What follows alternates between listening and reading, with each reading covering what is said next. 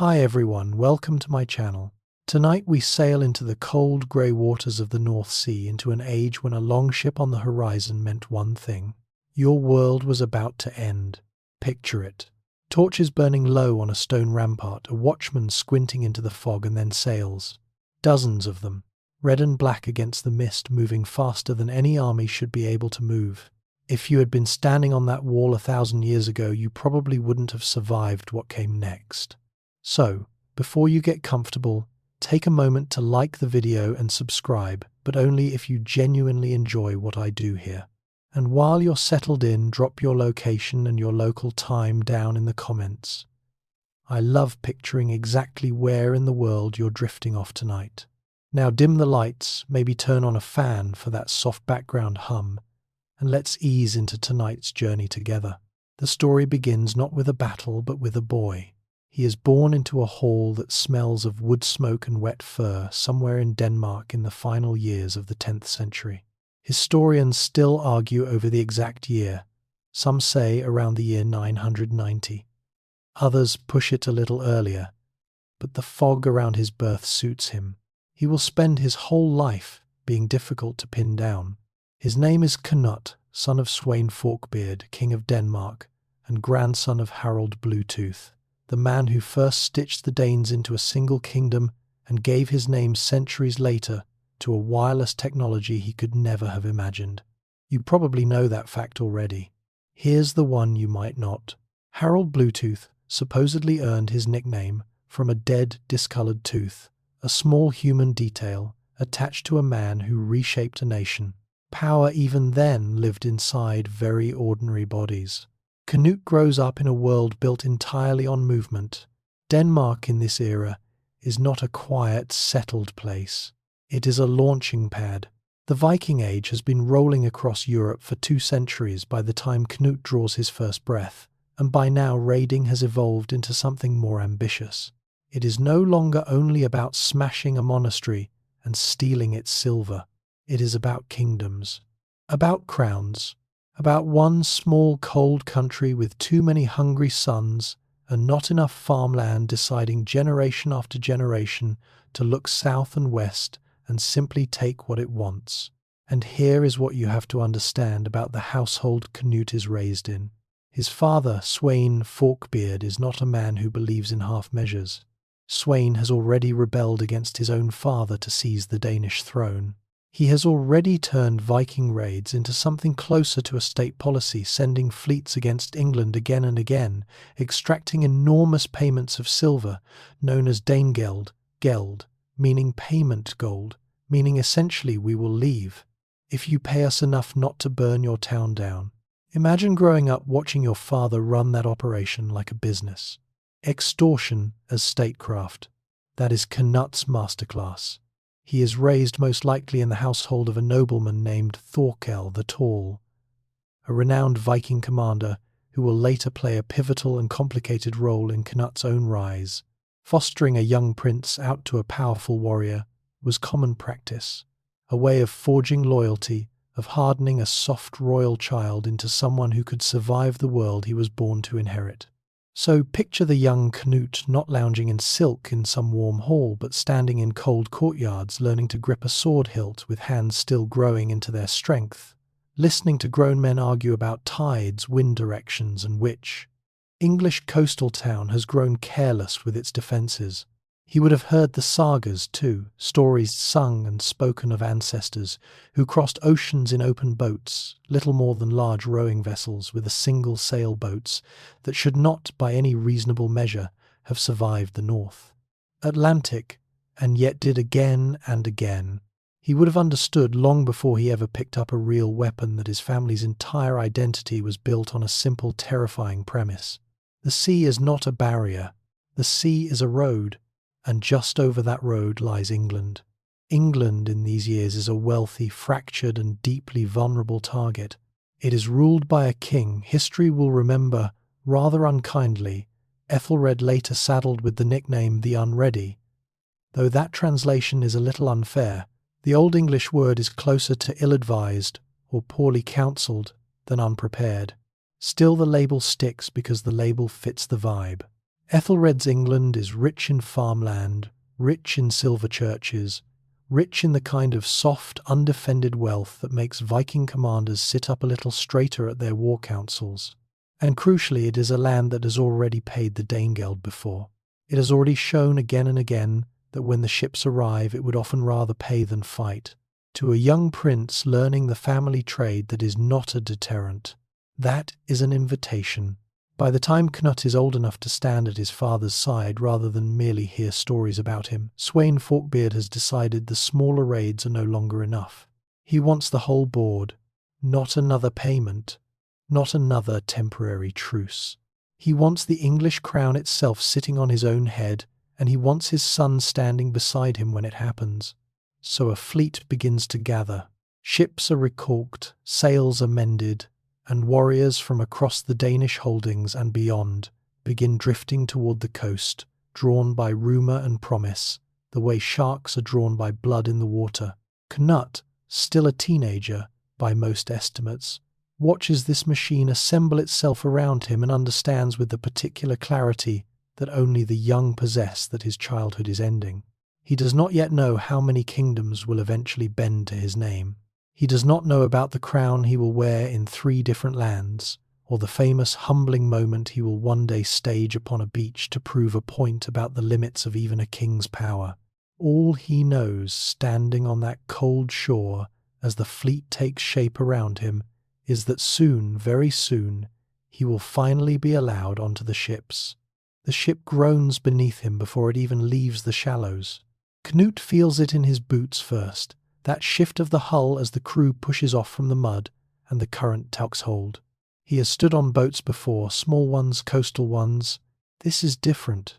This is a warship, long and narrow, its prow rising into the shape of a carved beast, and it is packed shoulder to shoulder with men who have killed before and fully intend to kill again. He grips the rail, and here is what you have to understand about that first crossing. Nobody on that ship cares that he is a prince. Out here, rank means nothing next to your ability to bail water, hold an oar, and not vomit on the man in front of you. The fleet is enormous.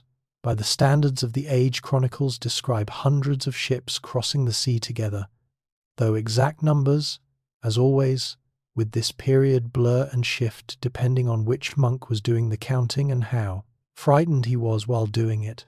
What is certain is that it is large enough to blacken the horizon when it finally comes into view of the English coast. Large enough that watchmen on the cliffs would have felt their stomachs drop the moment the shapes resolved into sails. Cnut is not commanding anything yet. He is a passenger in his own destiny, watching his father, watching Thorkel the Tall, watching the veteran raiders around him for every scrap of information about how this brutal trade actually works. And it is brutal. Make no mistake about that. This is not a story about noble knights and fair combat. Viking campaigns of this era operate on a simple cold logic: speed, terror, and leverage. You strike a town before its defenses can properly organize. You demonstrate quickly and violently exactly what will happen if resistance continues. And then you offer the alternative pay and the burning stops. The young prince watches this calculation play out in real time. A coastal settlement caught unprepared, its wooden palisade no match for a determined assault. Smoke curling into a grey sky. The particular sound, and if you have never heard it, consider yourself fortunate of a settlement's population, realizing all at once that the ships they'd been warned about have finally arrived. Cnut is old enough now to be given real tasks, not yet leading men into the thick of a shield wall, but present, moving among the aftermath, learning that conquest is not a single dramatic battle but a long grinding sequence of smaller, uglier moments. Here's the quirky detail most people never picture. These Viking armies, by this later stage of the Viking Age, are not the disorganized raiders of 2 centuries earlier, crashing ashore for a quick smash and grab. By Cnut's time, they are closer to a professional, semi-permanent standing force. Some warriors serve for pay across multiple campaigns, forming something close to a mercenary institution. There is even a later legendary account, its accuracy debated by historians, of an elite guard called the Jomsvikings warriors, bound by a strict code, forbidden from showing fear, forbidden even from discussing their wounds. Whether that particular brotherhood is fact or later legend polished into myth, the underlying truth holds. This is organized, disciplined violence, not chaos with oars. And Sweyn Forkbeard runs the whole machine like a man who has done this many times before, because he has. His strategy in England is not simply to burn and leave the way earlier generations of raiders might have. He is playing a longer game. Each town that pays Danegeld, each region that submits rather than fights, becomes a small brick in a larger structure he is building. Not just plunder, but the foundation of an actual claim to rule. Cnut watches his father negotiate as much as he watches him fight. He sees English nobles' faces pale, agreeing to terms that will strip their treasuries bare in exchange for their lives and their halls left standing. He sees too the particular cruelty of English kingship in this era working against itself. Ethelred's government riddled with rivalries, some regional lords more interested in protecting their own lands than uniting against the Danish threat. Division, Cnut learns, is a weapon just as sharp as any sword. You do not need to defeat a unified England. You only need England to never quite manage to unify. There is a darker education happening here too, and a good storyteller does not look away from it. This is not a clean campaign. Chronicles of the period written, it must be said, by English monks, who had every reason to paint the Danes as monstrous, describe brutal retaliations, executions and terror deliberately inflicted to break the will of resistance. Whatever the exaggerations, the core truth remains. Cnut is coming of age inside a machine that treats human suffering as a bargaining chip. He is learning at an age when many boys are still being taught to fish that mercy and cruelty are simply tools to be selected based on what best serves the outcome. And yet, because no storyteller worth their salt gives you unrelenting grimness for a full hour, there is a flicker of something almost dryly funny in the record. One chronicler grumbles with clear exasperation about English officials who kept paying the Danegeld again and again, apparently never quite grasping that paying an army to leave simply teaches that army to come back next year for more. It is in its own bleak way one of history's oldest jokes. The definition of insanity apparently was already well understood in the 11th century and completely ignored anyway. By the time this early campaign season winds down, something in Cnut has hardened into shape. He has seen his father's method up close now, the fleet, the terror, the negotiation, the slow, strangling pressure applied to a kingdom until it bends. He understands in a way that no fireside story could have taught him exactly what it costs to take a crown that does not want to be taken. But England is not finished resisting. Not yet. Somewhere behind the smoke and the payments and the uneasy truces, Ethelred's court is still scheming, still hoping for a way to turn this Danish tide back out to sea. And Sweyn Forkbeard, watching his son grow sharper with every passing month, is preparing for something far bigger than another season of raids. He is preparing to finish what generations of Danish kings before him only dared to dream about, and this time he intends to bring his son all the way to the throne room itself, by the year the chroniclers mark as 1013 Sweyn. Forkbeard is done playing the long game of raid and ransom. He wants the crown outright, and he has finally assembled the force to take it. The fleet that crosses the North Sea this time is not simply large. It is a statement, ship after ship, oar after oar, cutting through grey water toward a kingdom that has paid Danegeld so many times its treasury groans under the weight of its own fear. And this time standing near his father's side is Cnut, no longer merely a passenger watching from the edges, but a young man beginning to be trusted with real command, real decisions, real consequences if he gets them wrong. Sweyn lands his forces in the north of England, first in the region of the Humber. And here is where you have to understand something crucial about how conquest actually worked in this era. It was never only about swords. It was about submission, about local lords calculating coldly and quickly which side was more likely to still be standing in a year and choosing accordingly. The Northern Territories, with their heavy Scandinavian settlement dating back generations to earlier Viking incursions, submit to Sweyn with startling speed. These are lands where Norse names already dot the countryside, where grandparents still remembered older waves of Danish settlers. Sweyn is not entirely a foreign invader here. In some sense, he is coming home to people who share his blood and his tongue. From there, the momentum becomes almost unstoppable. Town after town, region after region submits rather than resists. And here is the striking mainstream fact worth sitting with. By the end of 1013, Sweyn, Forkbeard, has done something no Viking leader before him ever fully achieved. He has made himself King of England, not a raider paid to leave, not a warlord extracting tribute, an actual crowned acknowledged king with the reigning English monarch forced to flee his own country entirely. Picture that reversal for a moment.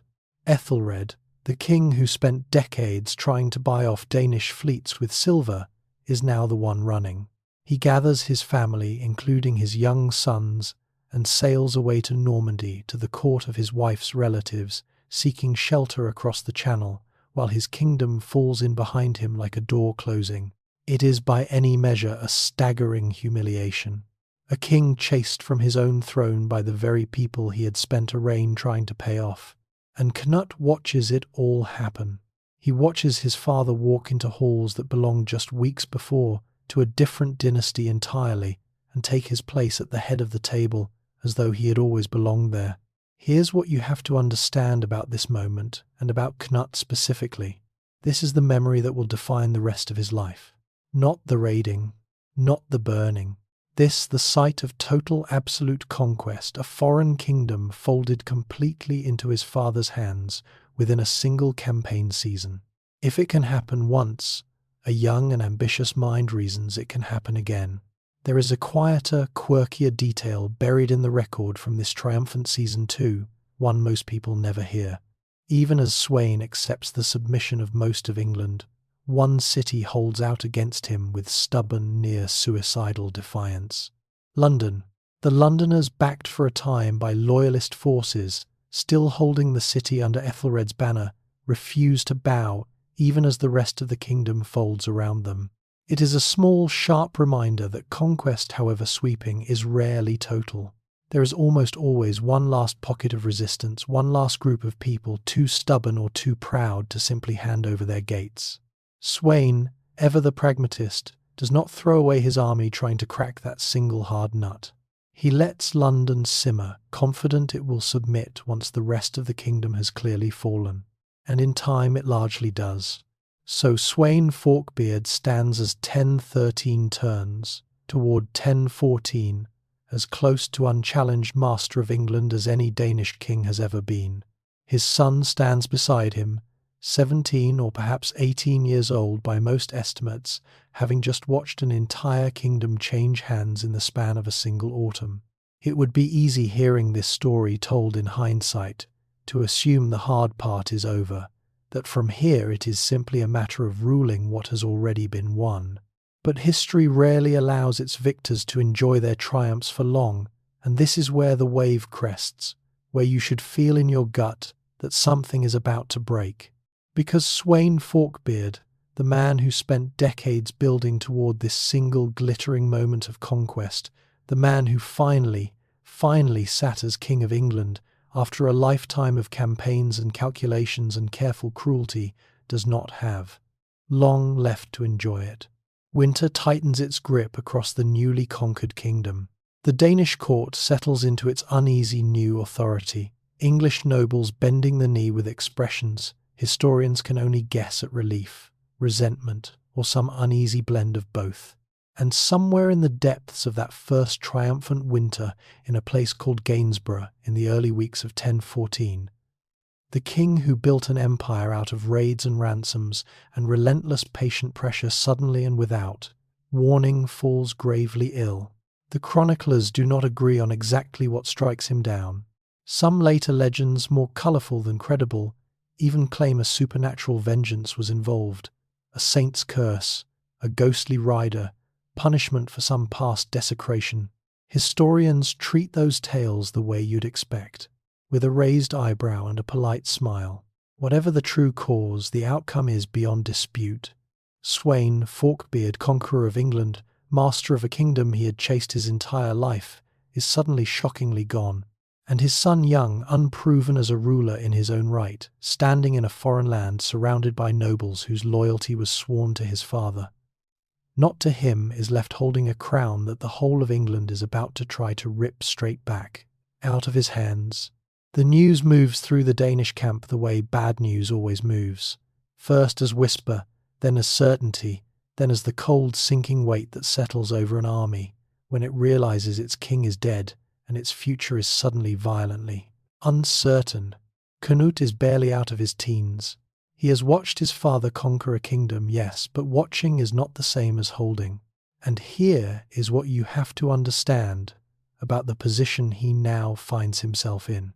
The Danish fleet gathered in England follows him, not out of deep loyalty to his person, but because he is Sweyn's son, the nearest available vessel for continuity. That is a much shakier foundation than it sounds. The men who elected is the right word, because the fleet at Gainsborough does formally choose him as their king, could just as easily unmake that choice if things go badly. And things very quickly go badly. Word of Sweyn's death does not stay contained. It races south through the English countryside, through half-submitted towns, still nursing their resentment, until it reaches the ears of the very council of nobles who had mere months earlier bent the knee to the Danish conqueror. And here is the sharp, satisfying reversal that any storyteller loves. Those same English nobles, the Witan, do not simply accept young Cnut as their new king. Instead, they do something almost audacious in its boldness. They send word across the channel to Normandy to the exiled Ethelred with a message dripping in blunt political calculation rather than any real sentiment. Come back and rule us more justly than you did before, and we will have you again. Ethelred agrees. Of course he agrees. A man chased from his own throne is rarely too proud to walk back through the door the moment it creaks open again. Cnut, meanwhile, is discovering exactly how thin the loyalty of a newly conquered kingdom can be. Town after town that had submitted to his father, now quietly, or not so quietly, begins reversing course, declaring for the returning Ethelred instead. The young Dane finds himself holding a crown that is evaporating in his hands, even as he tries to tighten his grip on it. He does not yet have the seasoning, the alliances, or frankly the raw military weight to hold a hostile kingdom together against a returning king with fresh English support behind him. And here is where the wave truly dips into despair, because what happens next is genuinely brutal, even by the standards of this story. Facing the collapse of his father's conquest, Cnut makes the decision to withdraw his forces back to Denmark rather than be trapped and destroyed on hostile soil. That decision alone is not the dark part. Retreat is often the wisest move a young commander can make, and there is no shame in a strategic withdrawal. The dark part is what happens on the way out. Before departing English shores, Cnut orders that a group of English hostages men handed over earlier as surety during his father's campaign, sons of nobles offered up as guarantees of loyalty, be mutilated. Hands, ears, and noses cut away before they are put ashore. A horrifying, deliberate act meant to punish the English nobility for abandoning their sworn word and to make absolutely clear what defiance would cost in the future. It is one of the darkest single acts of Cnut's entire life, and it is worth sitting with rather than rushing past, because it tells you something essential about the world he was raised in and the man he still is at this stage. Not yet the wise, celebrated king history will later remember him as but a wounded, humiliated young ruler, lashing out to reclaim some scrap of the fear his father had commanded so effortlessly. Historians still argue over how to weigh this moment. Some see it as simple continuity with the brutal Viking Age playbook Cnut had been raised inside since childhood. Others see it as a specific personal humiliation, responding to a specific personal betrayal. The English nobles who had sworn oaths to his father, now discarding those oaths the moment convenience demanded it. Either way, the ships that sail back toward Denmark carry a very different young man than the one who had arrived in England full of his father's momentum. This Cnut has tasted total triumph and total collapse within the space of a single winter. He has learned in the most brutal way imaginable that a crown claimed by conquest can be lost again just as fast, and that the loyalty of conquered nobles is worth exactly as much as your ability to enforce it. Back on Danish soil, the political situation is hardly comforting either. Cnut's older brother Harald has taken up their father's throne in Denmark itself, meaning there is no easy homecoming, no simple slotting back into an existing seat of power.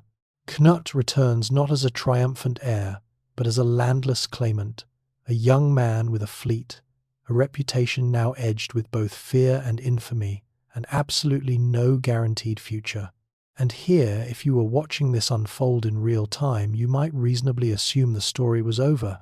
A brief flash of conquest inherited and then lost within a single season, the sun fading back into the shadow of better remembered men. That is how so many stories from this era end: a promising claimant crushed by circumstance, remembered only as a footnote in someone else's chronicle. But Cnut does not fade. Whatever else this catastrophic winter has taken from him, it has not taken his ambition, and it has certainly not taken his memory of exactly how his father built an empire out of nothing but ships, patience, and a willingness to be utterly ruthless when the moment demanded it. Somewhere in the cold months that follow, watching his brother rule the kingdom that should by some reckonings have been shared with him, Cnut begins doing what his father did before him. He begins building a fleet. He begins gathering men. He begins planning with a coldness that will define the rest of his career exactly how he intends to take back everything England just tore out of his hands. Denmark, in the months after Cnut's humiliating retreat from England, is not a warm homecoming. It is a waiting room. He has no throne here. His older brother Harald sits on their father's seat, ruling a kingdom that has no particular reason to hand any of its power back to a younger sibling who just lost a crown he barely had time to warm. And here is what you have to understand about Cnut in this moment. Everything that made him formidable, the fleet, the reputation, the terrifying example he had just made of those mutilated hostages on the English shore, is currently pointed at nothing. Ambition without a target is just restlessness, and restlessness left to simmer long enough tends to curdle into something far more dangerous. So he does what any student of his father's methods would do. He starts making deals. The most important of these deals is struck with his brother directly, and it is a masterclass in the kind of pragmatic, unsentimental politics that will define Cnut's entire reign. Rather than contesting Harald for the Danish throne outright, a fight that could easily destroy both of them and leave Denmark vulnerable, Cnut negotiates support instead. Harald agrees to help fund and supply a fresh invasion fleet aimed back at England, likely calculating that a younger brother chasing glory overseas is far less trouble than a younger brother chasing his throne at home. It is in its own quiet way one of the more darkly practical family arrangements in medieval history. Get your ambitious sibling a boat and point him somewhere far away. Historians still debate exactly how enthusiastic Harald's support really was, but the ships do get built and the alliance does hold. Cnut also turns to a name you should remember from earlier in this story. Thorkel the Tall, the very warrior who once helped raise and train him.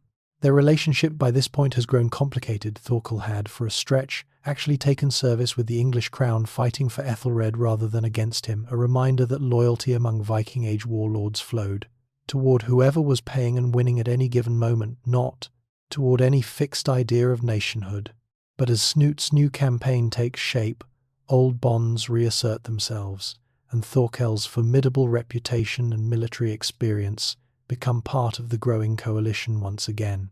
And here is where the story widens beyond just Denmark, because Cnut is not building a purely Danish force this time. He is assembling something closer to a pan-Scandinavian coalition, warriors and ships drawn from Norway, from Sweden, from the wider Baltic world of raiders and mercenaries who had spent generations learning that England's wealth made it worth the risk of the crossing. This is the striking mainstream fact worth sitting with for a moment. The fleet Cnut eventually assembles for his return to England is often described by chroniclers as one of the largest Scandinavian invasion forces ever gathered for a single campaign, a genuinely international assembly of northern warriors, united under one young, hungry commander who had something to prove. Here's the quirky detail tucked inside this build-up that most retellings skip entirely. Among the various contingents joining Cnut's growing coalition is a group of warriors whose loyalty had to be bought rather than inherited, and the negotiations, according to surviving accounts, involved staggering payments in silver. Cattle and land promises essentially an entire economy built around convincing hardened raiders that this particular campaign was worth their time and risk over any of the dozen other opportunities available to a skilled Viking Age mercenary in this period. Recruiting an army in this era was not a matter of royal decree. It was a marketplace, and Cnut, still barely into his 20s, proves himself a remarkably shrewd buyer. And you have to picture what this actually looked like on the ground month after month through that long stretch of preparation. Shipwrights working coastal timber into new hulls. Blacksmiths hammering out sword after sword, spearhead after spearhead, the ring of metal on metal becoming the background music of an entire kingdom gearing up for war. Warriors arriving from further and further away, drawn by reputation and rumour, each one another link in a chain. Cnut is deliberately, patiently forging. This is not the impulsive fury of a young man lashing out. This is calculation. This is his father's method refined. There is a quieter emotional undercurrent running through this section too, one worth pausing on. Cnut is rebuilding not just an army but himself. The young man who fled England in disgrace, who ordered those brutal mutilations in a fit of humiliated rage, spends this period in Denmark transforming into something colder and more deliberate. He is learning patience. He is learning that conquest built on careful alliance building tends to hold far better than conquest built on terror alone. A lesson that will define the far more measured, far more politically sophisticated ruler he eventually becomes once England is finally truly his. By the time the fleet is ready, and estimates from the chronicles, however imprecise, suggests somewhere in the range of hundreds of ships. Once again, an armada rivaling or exceeding even his father's. Cnut is no longer the untested prince, who stood on English soil watching his crown dissolve. He is a commander with a coalition behind him, a reputation sharpened by both triumph and disaster, and a very clear understanding of exactly what mistakes cost him the last time. And across the sea in England, life has settled back into something resembling normalcy under the restored Ethelred. But it is a fragile normalcy, propped up by an aging, unpopular king and a nobility still deeply divided against itself. They do not yet know that the young Dane they chased away in humiliation has spent every single day since that retreat building the force that will return to finish what his father started, and that this time there will be no easy negotiation, no quiet retreat back across the sea. This time Cnut is coming to stay. The fleet leaves Denmark in the late summer of 1015, and this time there is no uncertainty in the way it moves. Every oar stroke carries the confidence of an army that has spent an entire year preparing for exactly this moment. Cnut stands at the prow as the coastline of England rises out of the haze, and here is what you have to understand about the man watching that shoreline approach. This is not the same anxious teenager who once stood on a similar deck learning the trade from the edges. This is a commander in his early 20s who has spent the past year forging alliances, buying loyalty, and studying every mistake of his previous campaign with cold, deliberate focus. He knows exactly what went wrong last time. He does not intend to repeat it. The fleet makes landfall in Wessex in the south, deliberately choosing a different approach than his father's earlier northern route. And immediately the character of this campaign reveals itself as something far more brutal and far more thorough than the earlier raids. This is not a campaign designed to extract Danegeld and sail home richer. This is a campaign designed to break England's will to resist region by region until there is simply nothing left to fight with. The devastation is systematic. Chroniclers of the period describe entire stretches of countryside, burned harvests, destroyed, just as autumn approached. A particularly cruel tactic because burning a harvest does not just punish the present, it starves the coming winter. Livestock slaughtered or driven off, villages emptied, and here is the striking mainstream fact worth pausing on. This scorched earth approach was not random cruelty. It was calculated economic warfare aimed at demonstrating to every regional lord watching from a safe distance that resistance carried a cost that would outlast any single battle. Submit and your lands stay intact. Resist and there will be nothing left standing by winter. And here is where the story turns genuinely tense, because England, weakened as it is, does not simply collapse this time. Ethelred, aging, and by most accounts increasingly paranoid and indecisive, proves unable to mount an effective, unified response. But his son does not share that same paralysis. Edmund, later remembered by the evocative nickname Ironside, emerges during this campaign as a genuinely formidable rival, young, energetic, and far more willing to take the field personally than his cautious father. For the first time since his return, Cnut faces an opponent who might actually match him. The relationship between Edmund and his own father, incidentally, is worth a moment of attention because it adds a layer of tragic dysfunction sitting underneath this entire English resistance. Ethelred, suspicious even of his own son's growing popularity and independent military action at points, actively undermines Edmund's efforts rather than supporting them, fearing not without some historical justification that a son who could rally troops and win battles might also be a son who could take a throne. Picture that. An England fighting for its survival against a Danish invasion, while its own king is quietly more worried about his son's ambition than about the invading army itself. Historians still debate how much of this dysfunction actually shaped the campaign's outcome, versus how much was exaggerated by chroniclers looking for a tidy moral lesson about a divided house. But the tension is there in the sources, undeniable and strange. Through the autumn and into the following year, the campaign grinds forward with a brutal, exhausting rhythm. Cnut's forces press deeper into English territory, and here is a quieter, more human detail worth sitting inside for a moment. This is not glamorous warfare. Soldiers on both sides spend long stretches simply marching cold and wet through a landscape stripped increasingly bare by the very campaign they are fighting. Supply lines strain. Men fall sick as often as they fall in battle. The romantic image of shining swords and heroic charges dissolves in the actual record into something closer to grinding attrition. Two exhausted forces circling each other across a ravaged countryside, each side waiting for the other to make the fatal mistake. And then in April of 1016, fate intervenes in the way it so often does in this story, suddenly and without any regard for how neatly it disrupts the narrative. Ethelred the king, who spent decades trying to buy off Viking fleets, who fled to Normandy and returned only to watch his kingdom burn a second time under a second Danish invasion, dies in London. Not in battle, not dramatically. He simply dies, worn down by age and stress and the impossible weight of a reign defined almost entirely by failure to stop the exact threat now standing at his kingdom's throat. His death should, by any reasonable expectation, throw England into total chaos. And in some ways it does. But it also does something Ethelred himself in all his years of indecision never quite managed. It clears the field for a genuinely capable leader to step forward, without his father's paranoid interference holding him back. Edmund Ironside is proclaimed king by the citizens of London almost immediately, a city that has proven itself throughout this entire saga stubbornly resistant to Danish authority. And here is the beat of tension.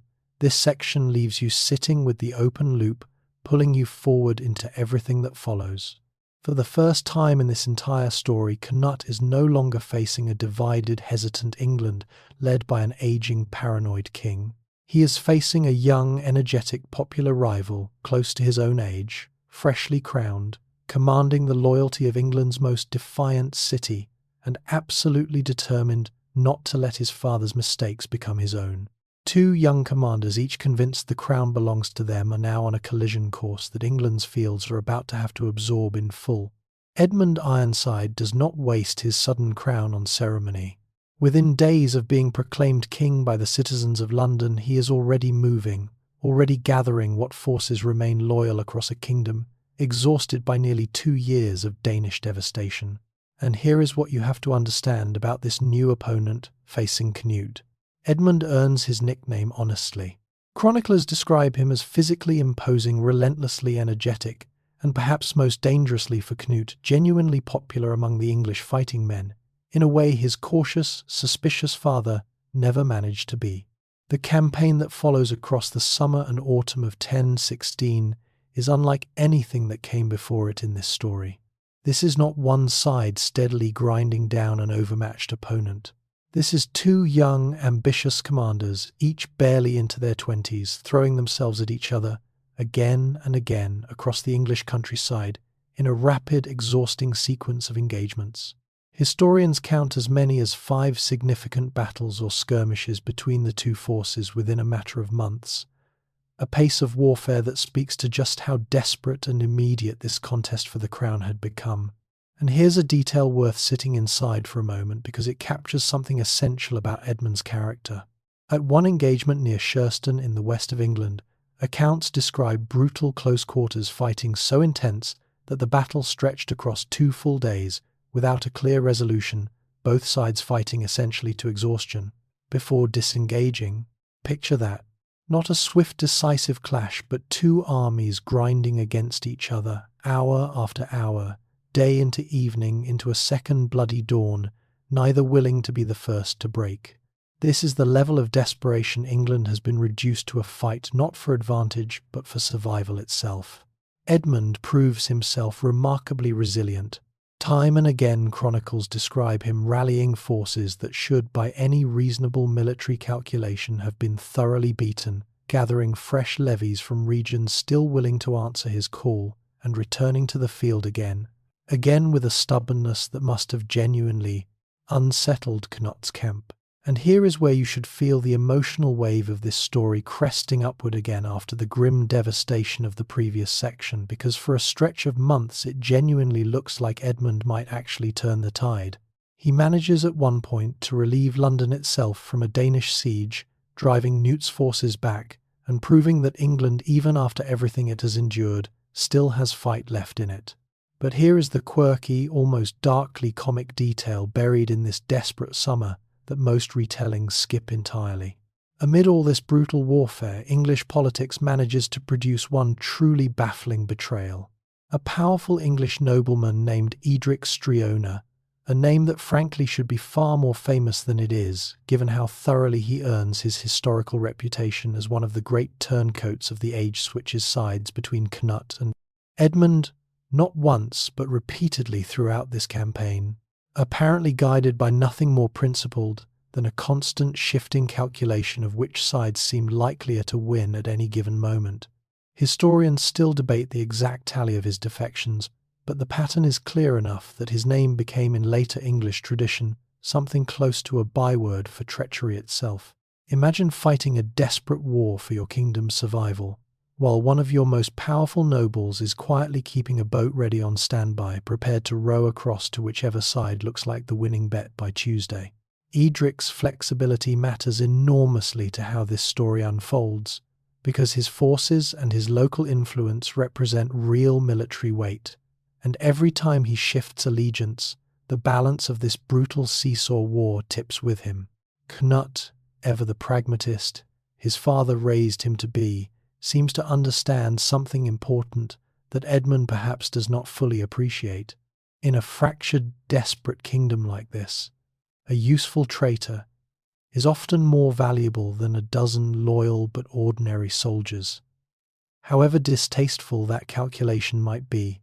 Through these months, Cnut also reveals a growing sophistication as a commander that separates him meaningfully from the raw, wounded young man who once ordered those brutal mutilations back at Gainsborough. He is learning to read Edmund's movements, to anticipate the English king's aggressive, energetic style, and to husband his own forces carefully. Rather than throwing them recklessly into every engagement, Edmund offers, and here is the dry, quiet wit worth pausing on amid all this grinding tension. One chronicler's account of this period practically drips with exhausted sarcasm, describing yet another indecisive skirmish, essentially noting that both armies fought fiercely, accomplished very little, and went home to lick their wounds, which, if you think about it, describes the amount of medieval warfare, rather more honestly than the heroic sagas would have you believe.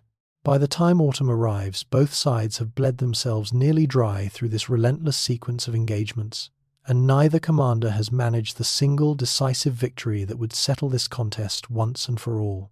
Edmund has proven himself a far more dangerous and resilient opponent than Cnut likely anticipated when this second invasion began.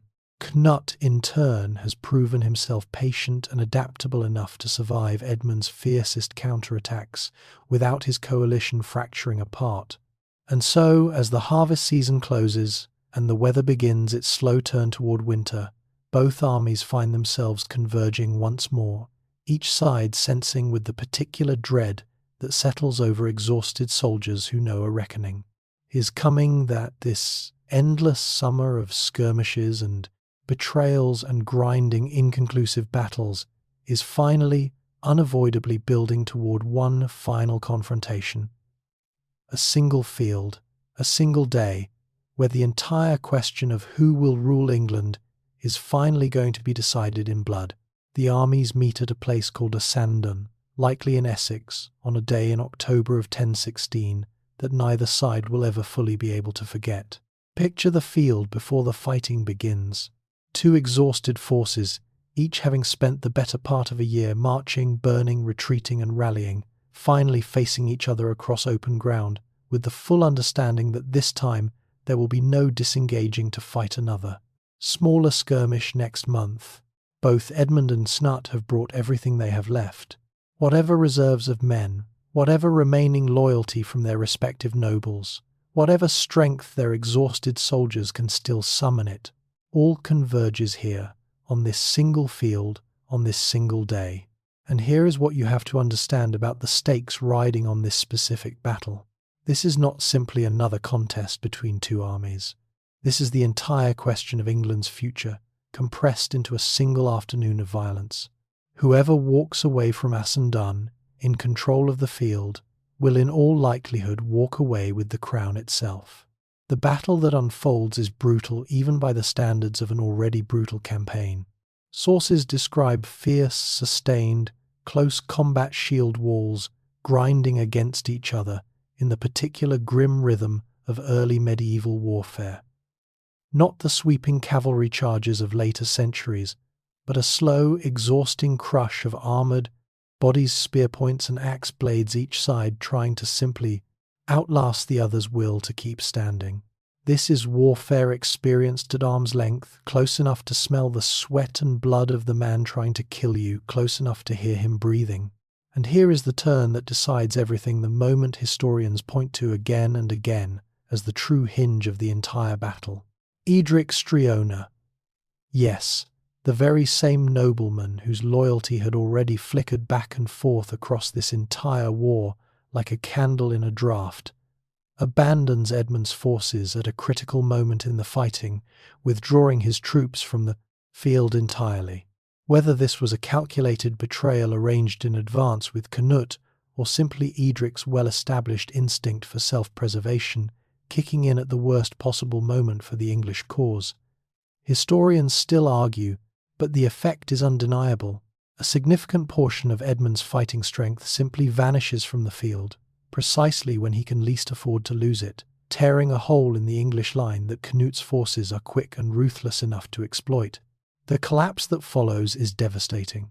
English chronicles writing with the particular grief of men recording the destruction of their own nation's leadership describe the death of an extraordinary number of England's nobility in the fighting at Asandun Earls Deganess, and prominent churchmen among the fallen. An entire generation of English leadership essentially wiped out in a single catastrophic afternoon.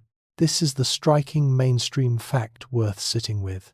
Asandun is not remembered simply as a Danish military victory, but as one of the most devastating single losses of English aristocratic leadership in the entire era, a wound to the kingdom's governing class that would take a generation to even begin healing. Edmund himself survives the battle, though barely, and manages to withdraw what remains of his shattered forces rather than being captured or killed outright. And here is the quieter, more human beat worth pausing on amid all this carnage. Picture Edmund in the exhausted, grief-stricken hours after the battle, having fought with everything he had, having proven himself again and again throughout this brutal campaign as a genuinely formidable commander, now standing amid the self-wreckage of his own kingdom's leadership understanding, with total clarity that he simply does not have the remaining strength to continue this war indefinitely. Cnut, for his part, does something here that reveals just how much he has grown, as both a commander and a political mind, since the raw, wounded young man who once mutilated hostages in a fit of humiliated rage. Rather than pressing his advantage to total annihilating conquest, a choice that might have been available to him, given the devastation just inflicted on Edmund's forces, he opens negotiations instead. The two young kings meet according to tradition at a place called Alni, an island in the River Severn, for a face-to-face negotiation that carries an almost theatrical weight of symbolism. Two exhausted rivals, each having spent the better part of 2 years trying to kill each other, now standing across from one another to decide through words rather than swords how a shattered kingdom might actually be governed. And here is a touch of dry, weary humour worth noting. Amid all this tension, one can only imagine the sheer awkwardness of that meeting. Two young men who had spent a year burning each other's countryside and slaughtering each other's nobles, now forced to sit down and speak civilly about property lines. The terms they reach are in their own way remarkable.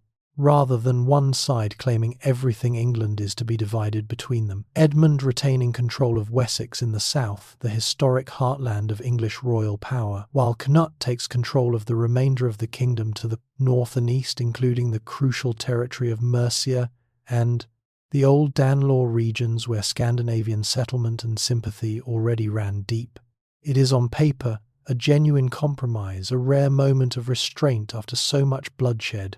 But anyone who has followed this story closely by now knows better than to assume a compromise like this will simply be allowed to stand undisturbed. Edmund Ironside is young, resilient, and has already proven himself capable of rallying from far worse setbacks than a mere divided crown.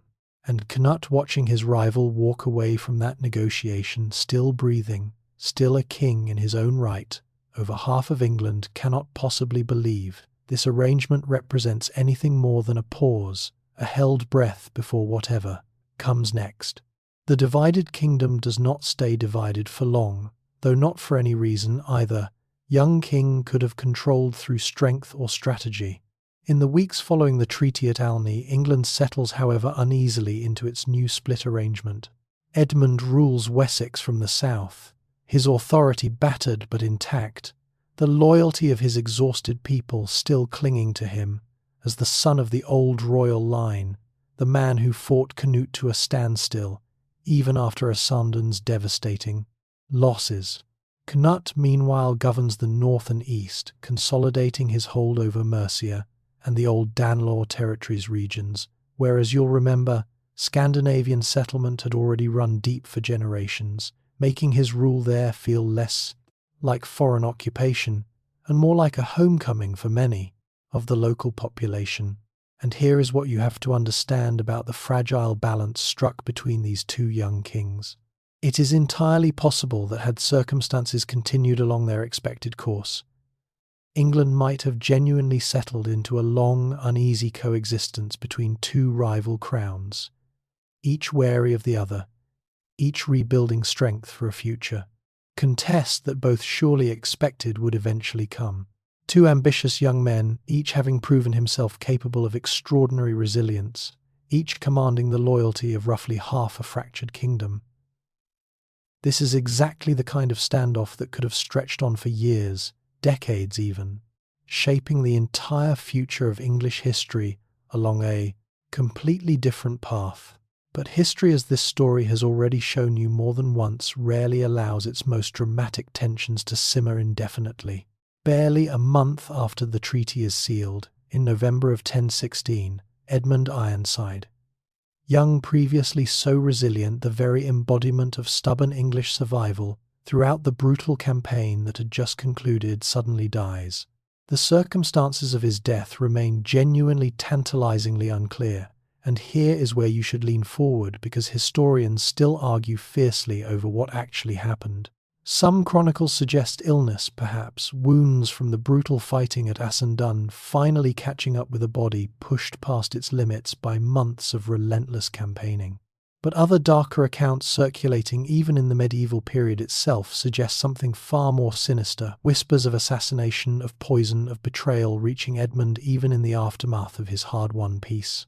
One particularly grim later legend even claims a specific gruesome method of murder involving a hidden blade and a moment of terrible vulnerability, though modern historians treat this account with heavy skepticism, viewing it as the kind of dramatic embellishment that tends to accumulate around any sudden, convenient royal death.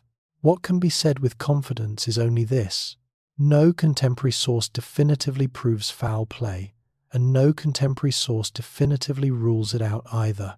The truth, as so often with this distant and poorly documented age, has simply been lost to time, leaving behind only suspicion and shadow. And you can imagine, can't you, exactly who benefits most conveniently from this sudden death? Cnut, who just weeks earlier had been forced into an uncomfortable compromise, splitting a kingdom he surely believed should have been entirely his, falling into his lap without a single further battle fought. Historians who lean towards suspicion of foul play point to exactly this convenience as their strongest circumstantial evidence. Historians who lean toward natural causes point out that sudden deaths from wound complications, illness, and simple bad luck were extraordinarily common in this era, and that reading murder into every conveniently timed royal death says more about our appetite for conspiracy than about the actual historical record. It is one of the genuine unresolved mysteries of this entire story, and it deserves to be left exactly as mysterious as the sources allow.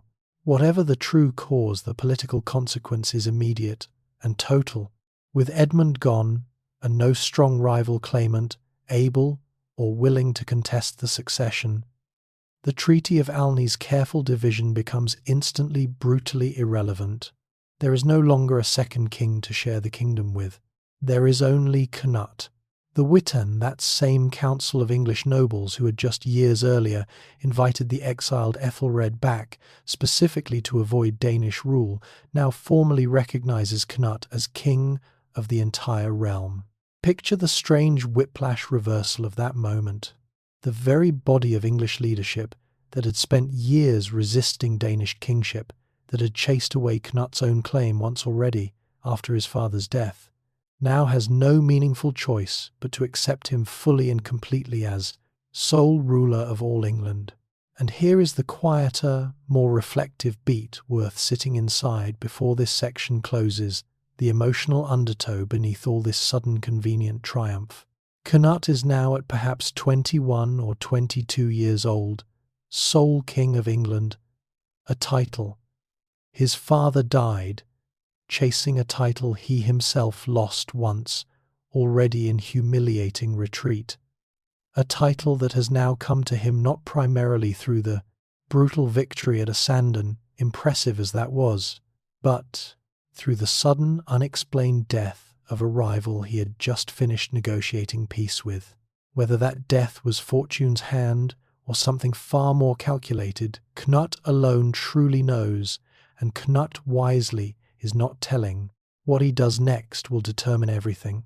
A conquered kingdom held only by fear rarely stays conquered for long, as his own father's brief reign proved all too well.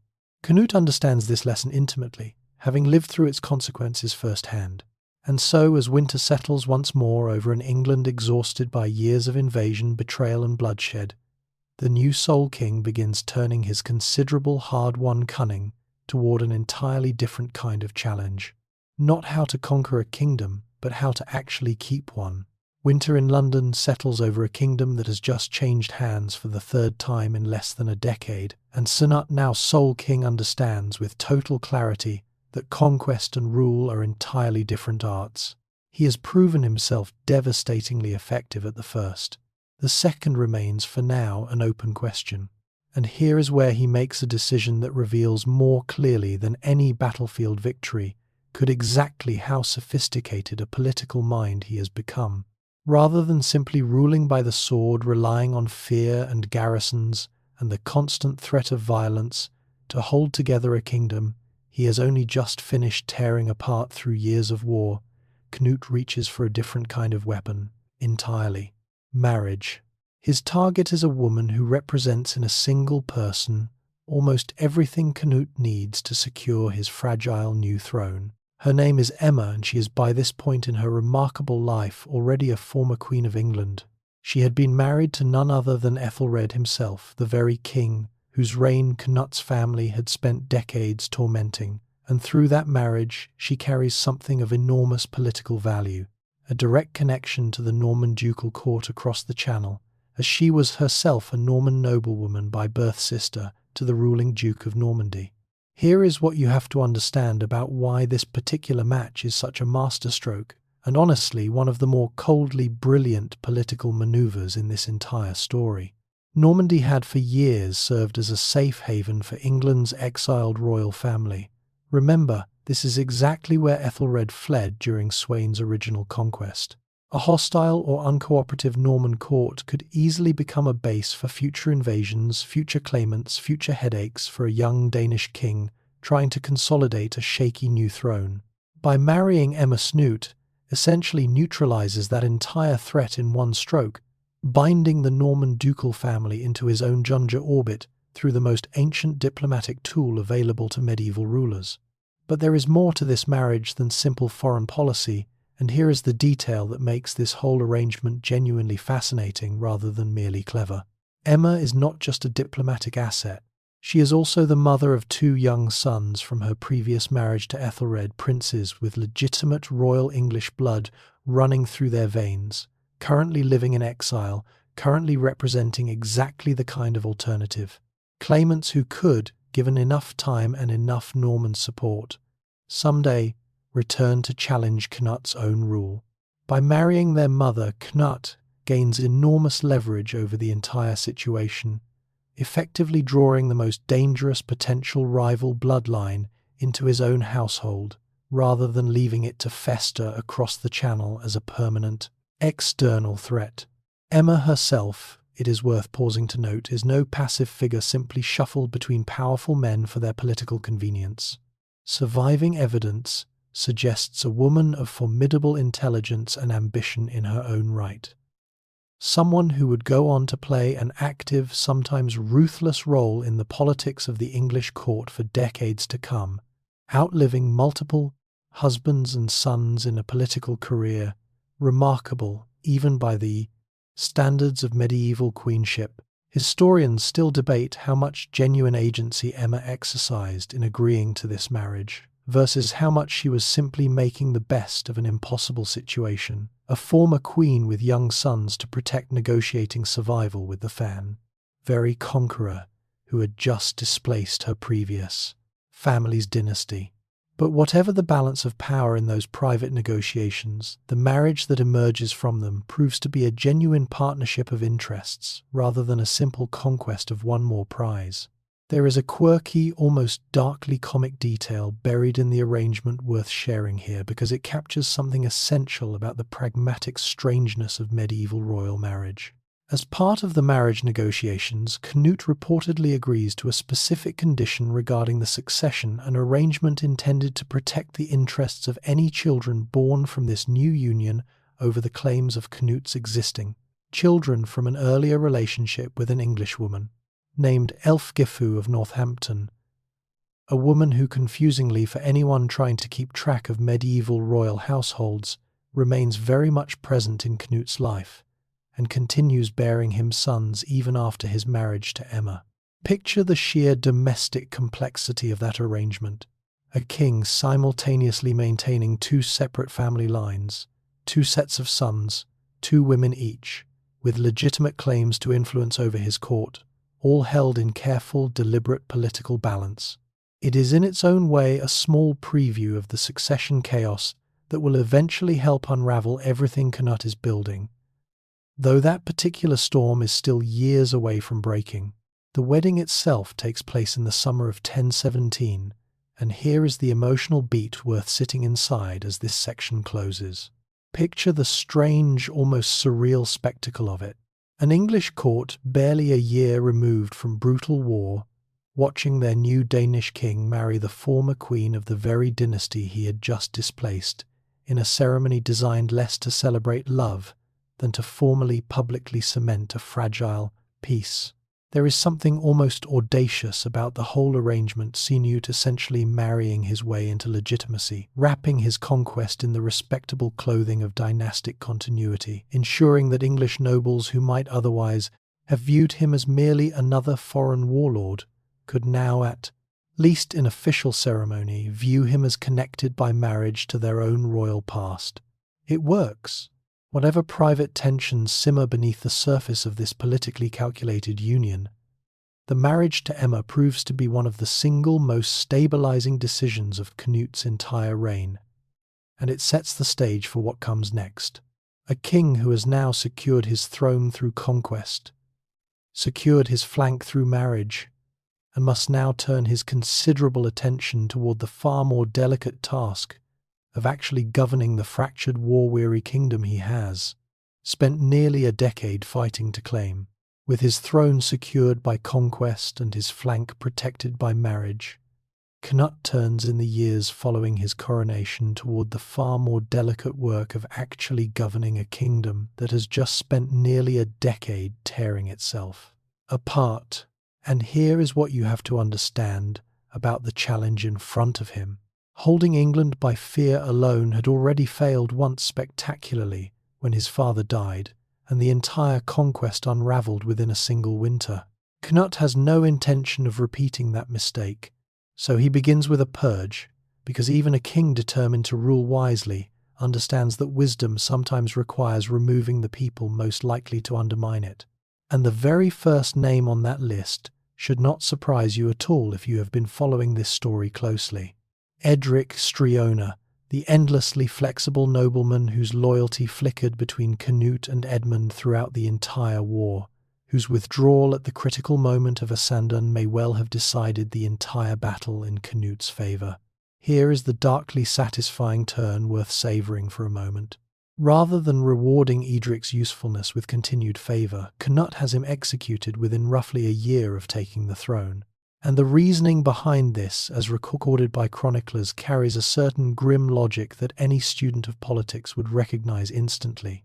A man who has proven himself willing to betray one king to serve another is not a loyal servant. He is simply a weapon waiting to be pointed in a new direction the moment circumstances shift again. Cnut, who benefited enormously from Edric's treachery at Asandun, understood better than anyone exactly how dangerous that same treachery could someday become if turned against him. One chronicler's account of the execution carries a flicker of that dry, weary humour threaded throughout this whole story, essentially noting with barely concealed satisfaction that the perpetually turncoat nobleman had finally run out of sides left to switch to. Edric is not alone. Several other prominent English nobles whose loyalty Cnut judges too uncertain or whose power seems too threatening to his consolidating rule, meet similarly swift and permanent ends in these early years. This is the ruthless side of Cnut's governance, the side that makes clear, in case anyone had forgotten, that the young man who once ordered hostages mutilated at Gainsborough has not entirely vanished beneath the increasingly sophisticated political operator he is becoming. Power for Cnut has never stopped being something maintained through calculated fear as well as calculated generosity. And yet here is the fascinating tension that defines this entire period of his reign, the piece that genuinely surprises people who only know Cnut as a distant historical name. The purges represent only half of his strategy. The other half is something far more unexpected from a foreign conqueror, a deliberate, sustained effort to rule as an English king rather than as an occupying Danish warlord. Cnut retains and even elevates a significant number of English nobles who prove their loyalty. Most notably, a man named Godwin, who rises through Cnut's favour to become one of the most powerful earls in the entire kingdom, a rise so prolific Significant that Godwin's family will go on to shape English politics for generations, eventually producing King Harold Godwinson, the very man who will lose his crown and his life at the Battle of Hastings decades later. Picture the strange, long shadow of this decision. A Danish conqueror's political patronage decades before it mattered, quietly setting in motion the rise of the family that would preside over England's final Anglo-Saxon king. History rarely announces its most consequential threads while it is weaving them. Beyond individual appointments, Cnut makes an even more striking choice regarding the actual machinery of law and governance. Rather than imposing Danish legal customs wholesale onto a conquered English population, he largely preserves and even reinforces existing English law codes, issuing legal proclamations that explicitly draw on the legal traditions established by earlier respected English kings. Here is the striking mainstream fact worth sitting with. Cnut's law code, developed with the counsel of English churchmen and nobles, becomes one of the more comprehensive and influential legal documents of the entire Anglo-Saxon period, addressing everything from criminal justice to church tithes to the rights and responsibilities owed between lords and their people. A conqueror, in other words, choosing to govern largely through the conquered people's own legal traditions rather than replacing them outright, a remarkably shrewd strategy for a king who understood perhaps better than any Viking leader before him that lasting power requires the conquered population to feel governed rather than merely occupied. He also proves careful, deliberate, and genuinely respectful toward the English Church, an institution that had every reason to view a pagan-descended Viking king with deep suspicion. Cnut, who was likely baptized as a Christian relatively early, given the Christianization already underway across much of Scandinavia by this point, leans into that religious identity, heavily endowing churches, supporting monasteries, cultivating relationships with English bishops that will, in time, extend all the way to the papal court in Rome itself. And here is the quiet human beat, worth closing this section on the emotional undercurrent beneath all this careful political calculation. Cnut is in these years essentially performing a kind of ongoing balancing act between two identities that should not by any reasonable expectation be able to coexist within a single ruler. The ruthless Viking conqueror, capable of ordering swift executions when loyalty wavers, and the thoughtful, law-respecting English king, genuinely interested in the stability and welfare of a kingdom that was never originally his by birth. It is a difficult, exhausting balance to maintain, and Cnut remarkably maintains it well enough that English chronicles of this period begin describing him not as a foreign occupier to be endured, but with genuine and somewhat startled admiration as one of the more capable and even beloved kings England had seen in generations. But England, as this story has already shown you more than once, is never the only stage on which Cnut's ambitions play out. Even as he settles into this careful iron velvet rule over his hard-won English kingdom, trouble is beginning to stir far to the north, back across the very sea he crossed as a boy, trouble that will soon demand his attention and his fleet once again. The letters that reach London in the early 1020s do not carry good news. Denmark, the kingdom Cnut's own brother had ruled since their father's death, has fallen into disorder. And here is what you have to understand about why this news lands with such particular weight for Cnut. Denmark is not some distant foreign concern he can afford to ignore while he tends to his English affairs. Denmark is home. Denmark is the seat of his family's power, the launching point for every conquest this story has followed so far, and it is now, by most accounts, slipping out of secure hands. His brother Harold, who had ruled Denmark since Sweyn's death, and who had, you'll remember, quietly funded Cnut's second invasion fleet years earlier, in what may well have been a calculated effort to send an ambitious sibling, somewhere far away has himself died. The exact date and circumstances frustratingly unclear in the surviving record, as is so often the case, with figures who exist mostly in the shadow of more famous relatives. With Harold gone and no strong direct heir firmly established, Denmark's nobility grows restless, and rival claimants and regional powers begin testing the strength of a throne that suddenly looks very available. And here is the added complication that makes this crisis genuinely dangerous rather than merely inconvenient. Denmark's neighbours have noticed the instability too. To the south, the Holy Roman Empire, under its own ambitious rulers, eyes the Danish borderlands with interest. And perhaps most pressingly, Sweden and Norway, the very Scandinavian neighbours whose warriors had once filled the ranks of Cnut's invasion fleets as paid mercenaries, now represent potential threats rather than potential allies, their own rulers watching Denmark's uncertain leadership with the calculating eyes of men who understand exactly how quickly opportunity can curdle into aggression if left unaddressed.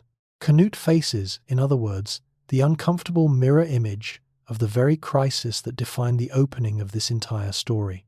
A kingdom he cannot afford to lose, threatened by external ambition and internal weakness, demanding his direct and immediate attention.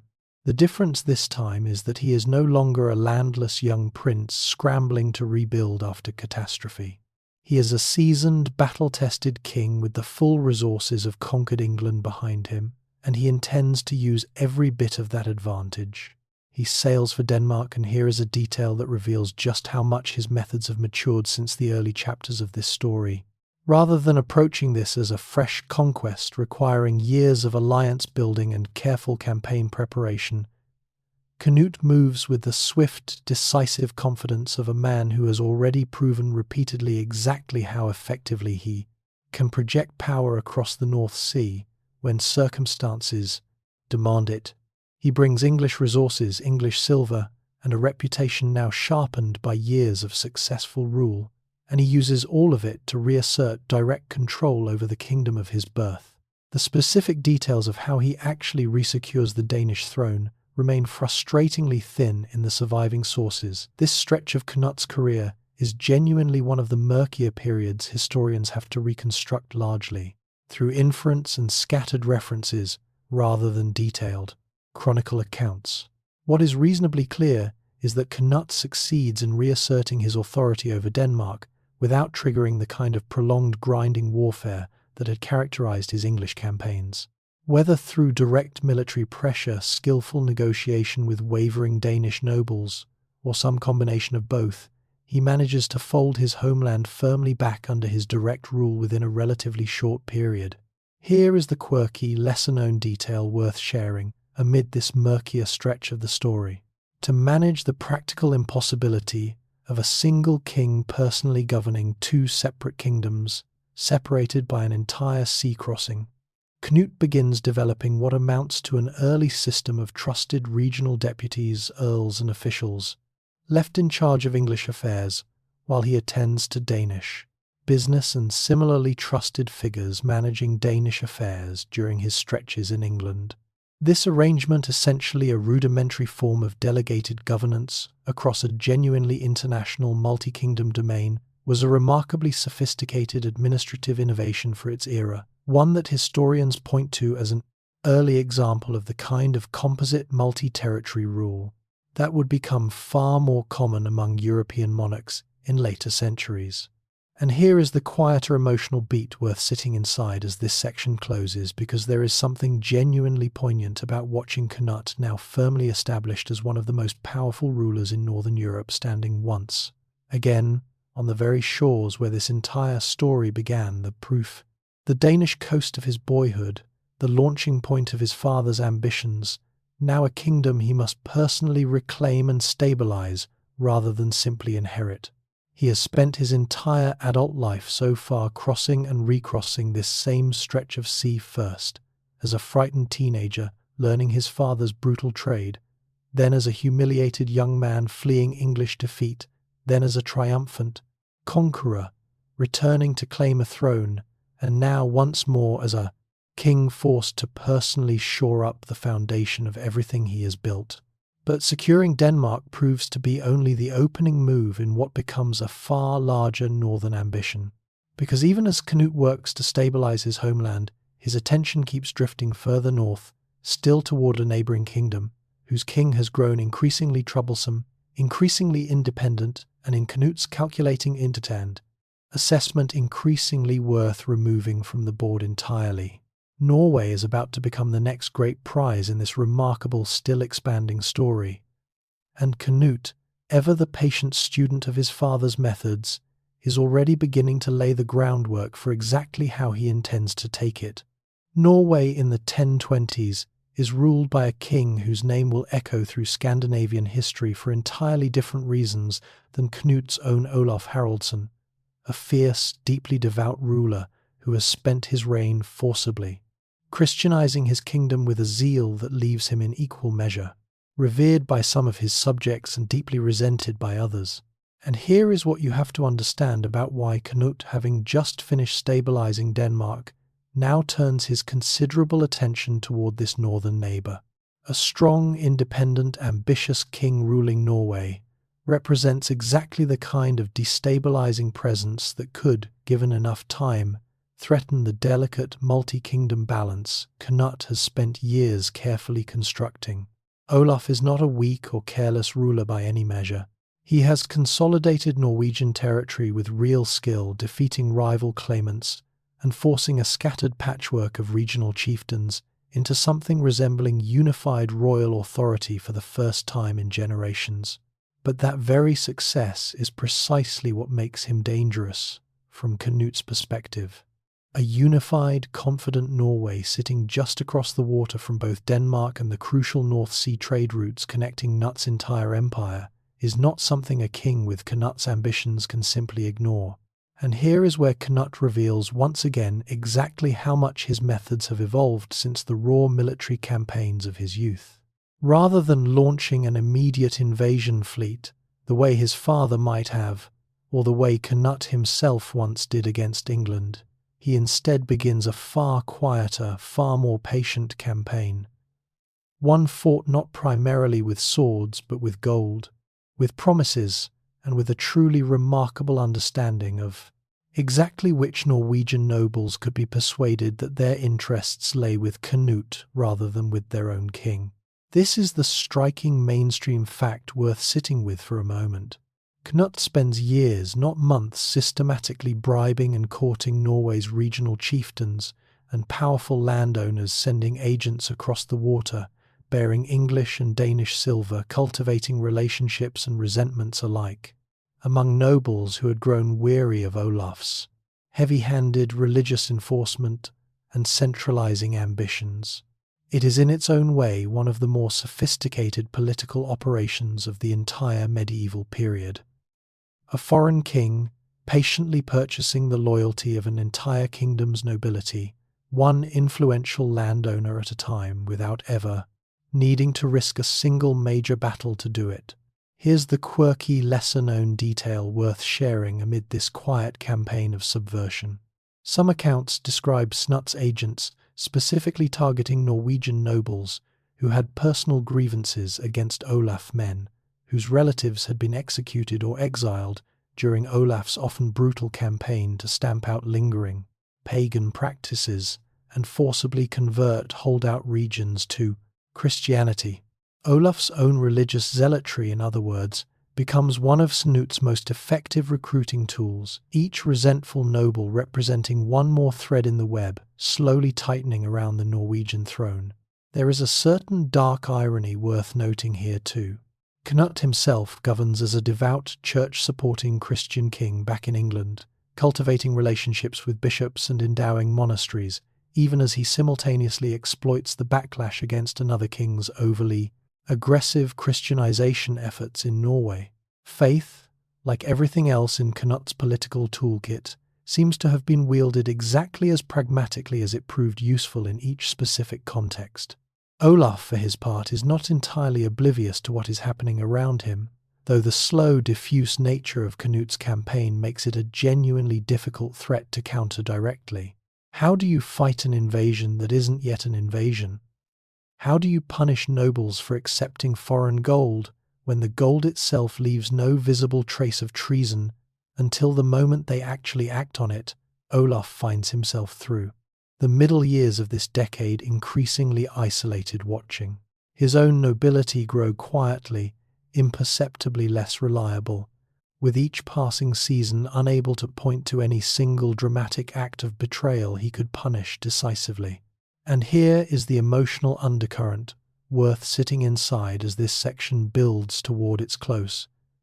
The particular kind of dread that comes not from a single dramatic battle, but from a slow, creeping erosion of support that a king can sense, happening around him without being able to stop it. Olaf, by most accounts a genuinely capable and determined ruler, spends these years increasingly aware that something is wrong within his own kingdom, that the loyalty he once commanded is thinning at the edges, even as he cannot always identify exactly which of his nobles have already quietly accepted Cnut silver and which remain genuinely faithful to him. By around 1028, the groundwork Cnut has spent years so patiently laying finally reaches its breaking point. The Norwegian nobility, worn down by years of Olaf's demanding rule and quietly individually bought over by Cnut's sustained campaign of persuasion, begins abandoning their king in earnest rather than merely growing distant from him. And here is the beat of tension this section leaves you holding on to as it closes. Cnut, who has spent years building toward this moment, without ever needing to risk a major military campaign, is finally ready to sail north, not as an invader storming an unprepared coastline the way his younger self once did against England, but as a conqueror arriving to claim a kingdom that has already quietly been hollowed out from within, ready to fall into his hands with barely a fight required at all. The fleet that sails north from Denmark in 1028 looks on the surface like every other invasion force. This story has followed ships cutting through cold water, warriors gripping rails, the familiar rhythm of oars against waves. But here is what you have to understand about this particular campaign and why it stands apart from everything that came before it. Cnut is not sailing into uncertainty this time. He is sailing into a kingdom that has already quietly and methodically been prepared to receive him. The years of patient bribery and careful cultivation of Norway's discontented nobility now pay their full dividend. As Cnut's fleet approaches the Norwegian coast, town after town, region after region, simply opens to him rather than resisting. And here is the striking mainstream fact worth sitting with, because it represents something genuinely unusual in an age defined so heavily by bloody conquest.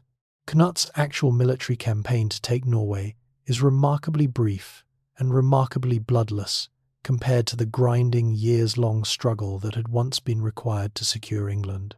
Olaf Haraldsson, watching his own noble support evaporate around him in real time, finds himself with neither the loyal forces nor the practical ability to mount any serious, sustained resistance against the invasion he had spent years dreading but had proven unable to prevent. Rather than face annihilation in a hopeless battle, Olaf makes the decision to flee rather than fight to the death, defending a throne that has effectively already been stolen out from beneath him without a single major engagement. He escapes eastward, eventually finding refuge with Prince Yaroslav in the distant lands of Kievan Rus. A fascinating detail worth pausing on for a moment, because it reveals just how genuinely interconnected the political world of this era truly was, stretching from the fjords of Norway all the way to the trading cities and river networks of what is today Ukraine and Western Russia.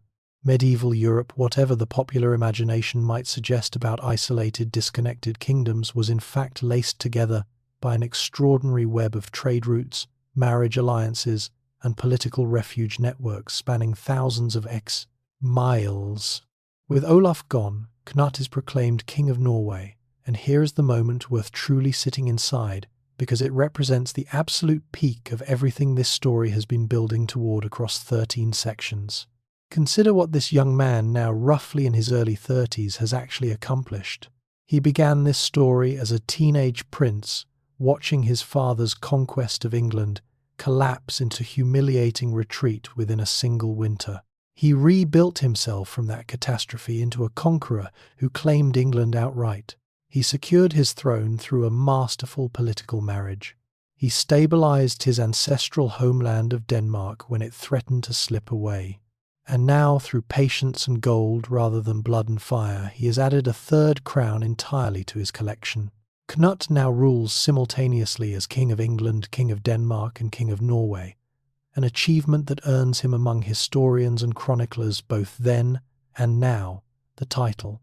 This section's very story takes its name from ruler of what is often called the North Sea Empire, a genuinely unprecedented Scandinavian English dominion stretching across an enormous swath of northern Europe, unified under a single crown for the first time in history, and as it will turn out the only time in history.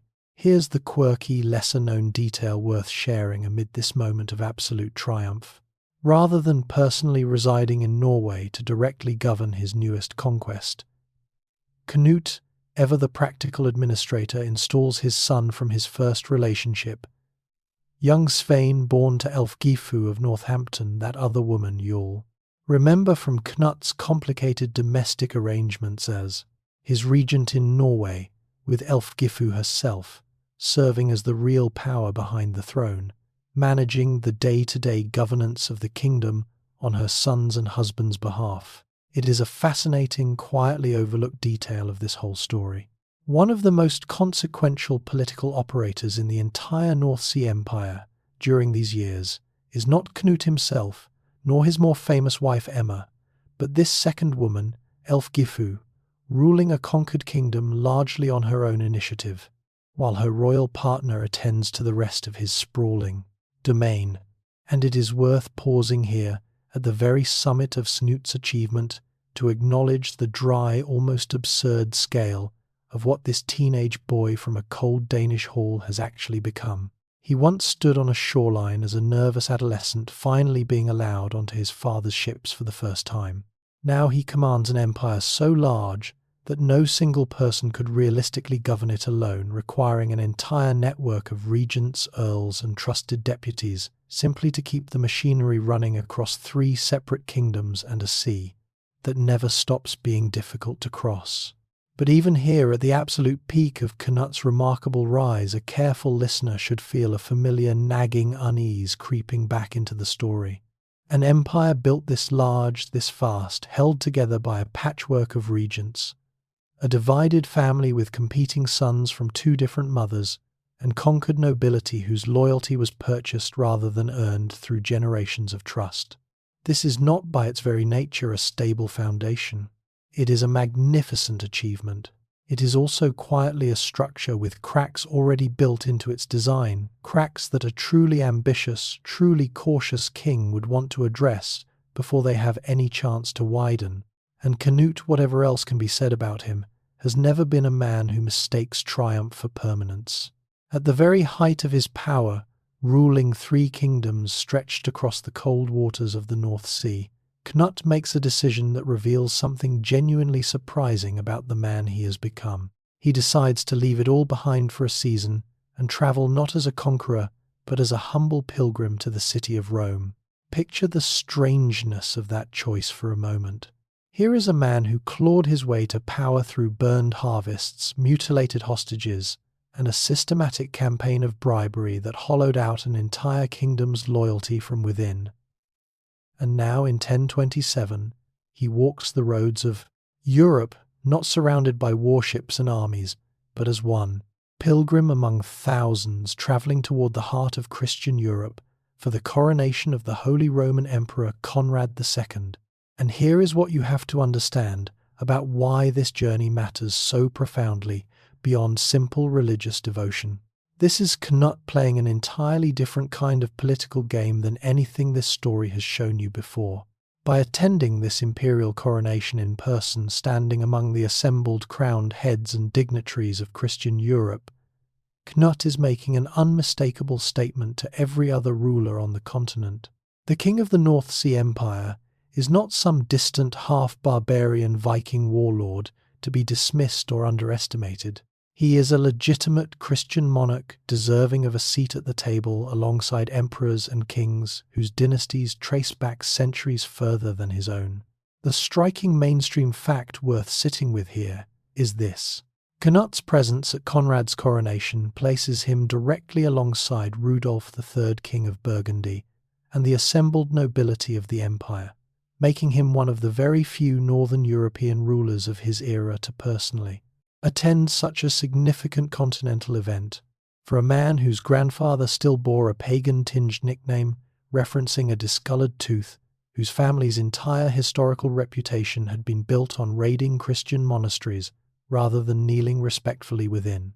For them, this represents an almost dizzying transformation in how the wider world was now expected to perceive the Danish royal line. While in Rome, Cnut does something else worth pausing on, something that reveals a more personal, almost tender side to a man. This story has mostly shown you through the lens of calculated political ambition.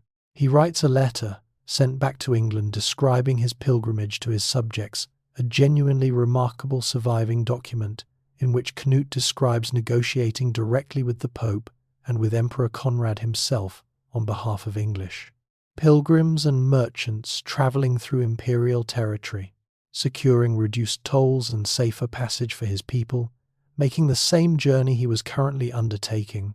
Here's the quirky, lesser-known detail worth sharing.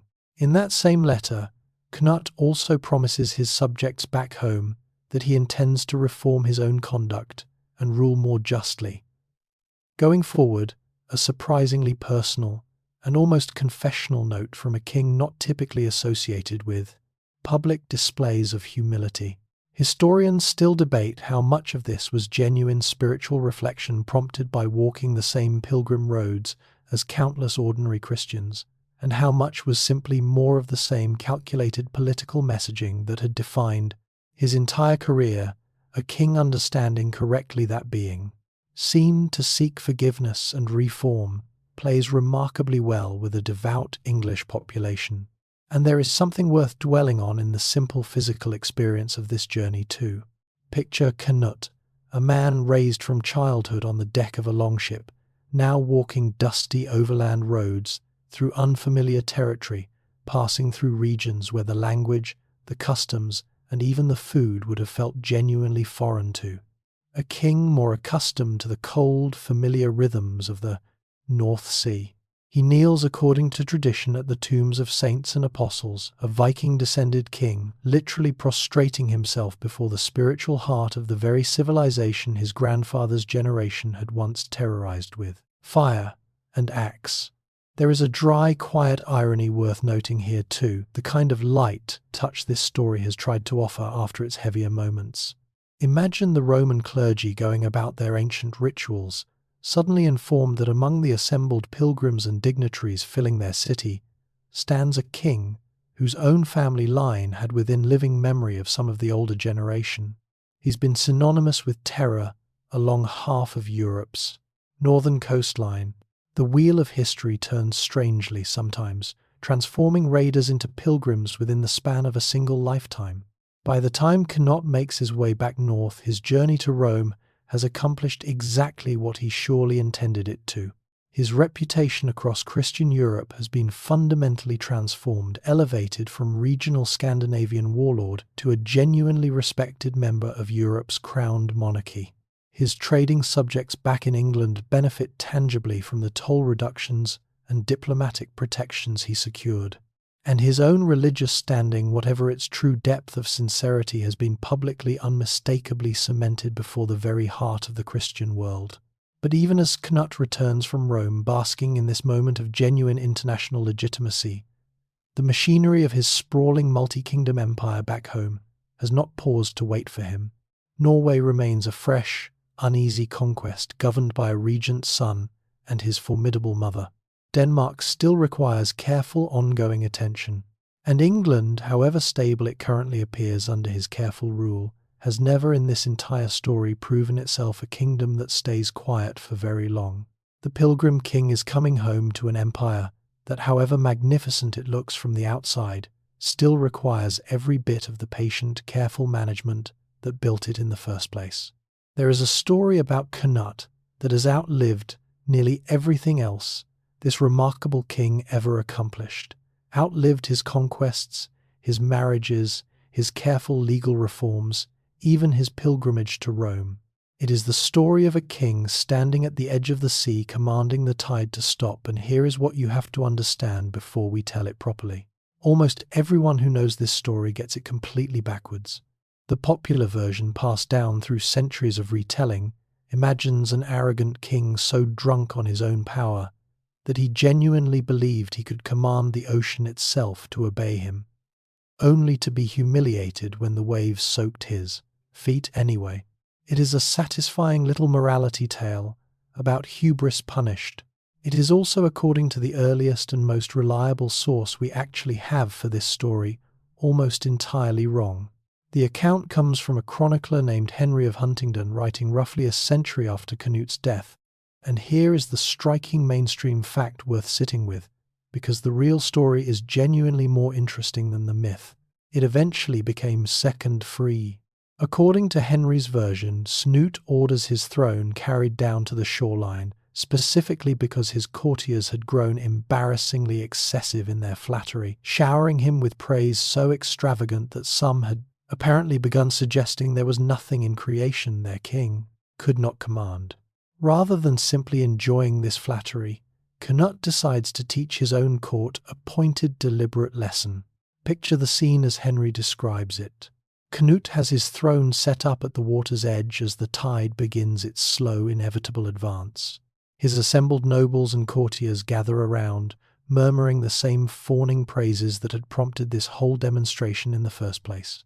And Cnut, seated with full royal ceremony, speaks directly to the incoming water, commanding it in a clear and deliberately theatrical voice to advance no further, to refrain from wetting his robes and his feet. The tide, of course, does exactly what tides have always done and will always continue to do. It advances steadily, inexorably, entirely indifferent to royal command, until the cold water is lapping around Cnut's feet and soaking the hem of his robes, despite every word he has just spoken. And here is the moment that the popular retelling almost always gets wrong, the moment worth sitting inside carefully because it completely inverts the meaning of the entire demonstration. Cnut does not react with humiliation or anger. According to Henry's account, he rises from his throne, turns to his stunned and increasingly uncomfortable courtiers, and delivers something closer to a sermon than an apology. Let all the world know, he tells them, that the power of kings is empty and worthless, and that no one deserves the name of king except the one being whose eternal laws heaven, earth, and sea all obey without exception. This is the genuinely striking detail worth pausing on. Cnut, by this account, never actually believed he could command the tide. He staged the entire demonstration specifically to prove a point about the limits of earthly power to a court that had begun flattering him into forgetting exactly that lesson. Historians still debate how literally to take Henry's account, written as it was a full century after the supposed event, likely drawing on oral tradition that may well have been shaped and reshaped in the retelling long before it ever reached written form. But even treating the story as legend rather than strict historical fact, it captures something historians broadly agree does reflect genuine truths about Cnut's character and his approach to kingship. A ruler who, whatever his ruthlessness in claiming and holding power, seems to have understood with unusual clarity, for a man who ruled 3 kingdoms, exactly how fragile and ultimately borrowed all earthly authority truly is. Here's the quirky, almost dryly funny detail worth sharing to close out this famous episode. Some versions of the legend claim that after this demonstration, Cnut never wore his crown again, except during the most solemn religious ceremonies, choosing instead to place it upon a crucifix as a permanent physical reminder of exactly the publication, a lesson he had just taught his court at the water's edge. Whether that particular detail is genuine historical memory or later pious embellishment, added by chroniclers eager to paint their subject in the most flattering possible light, it fits neatly into the broader portrait of a king who spent his later years increasingly concerned with piety, humility, and the state of his own soul, even while continuing to wield the very real, very earthly power of a 3-crowned empire. And there is something worth reflecting on here, a quiet thread connecting this famous shoreline moment back to everything else this story has shown you. This is a man who began his life as a teenage boy, standing on a different shore entirely, waiting nervously to be allowed onto his father's invasion ships, believing then, as so many young men do, that raw ambition and raw force were the only currencies that truly mattered in this world. Decades later, standing at the edge of a different sea robes, soaked through that same man, delivers a lesson about the limits of exactly the kind of earthly power he had spent his entire life so ruthlessly pursuing. But wisdom about the fragility of power does not unfortunately make a king's actual empire any less fragile in practice. And even as Cnut settles into this later, more reflective chapter of his reign, the very foundations of his sprawling three-kingdom domain, built as they were on conquest, purchased loyalty, and a genuinely complicated tangle of family relationships spanning 2 different wives and multiple competing sons, are already beginning quietly and almost imperceptibly to show their first serious cracks. Beneath the calm surface of Cnut's later reign, a quieter, more domestic drama has been steadily building for years. And here is what you have to understand about why this particular tension matters as much as any battlefield this story has already shown you. Empires built by conquest tend to fracture not from external invasion, but from the very succession questions their founders leave unresolved. And Cnut, for all his political brilliance in nearly every other arena, has left behind an unusually complicated inheritance to sort out. Remember the 2 women who have run parallel through this entire story, since roughly its middle chapters. There is Ælfgifu of Northampton, the English woman, who became Cnut's partner during the earlier, more turbulent years of his reign, and who bore him 2 sons. Svein, whom you'll recall was installed as regent in Norway, and Harold, a younger son, known to history by the evocative and rather unflattering nickname Harefoot, apparently earned through his reputed speed and skill as a hunter.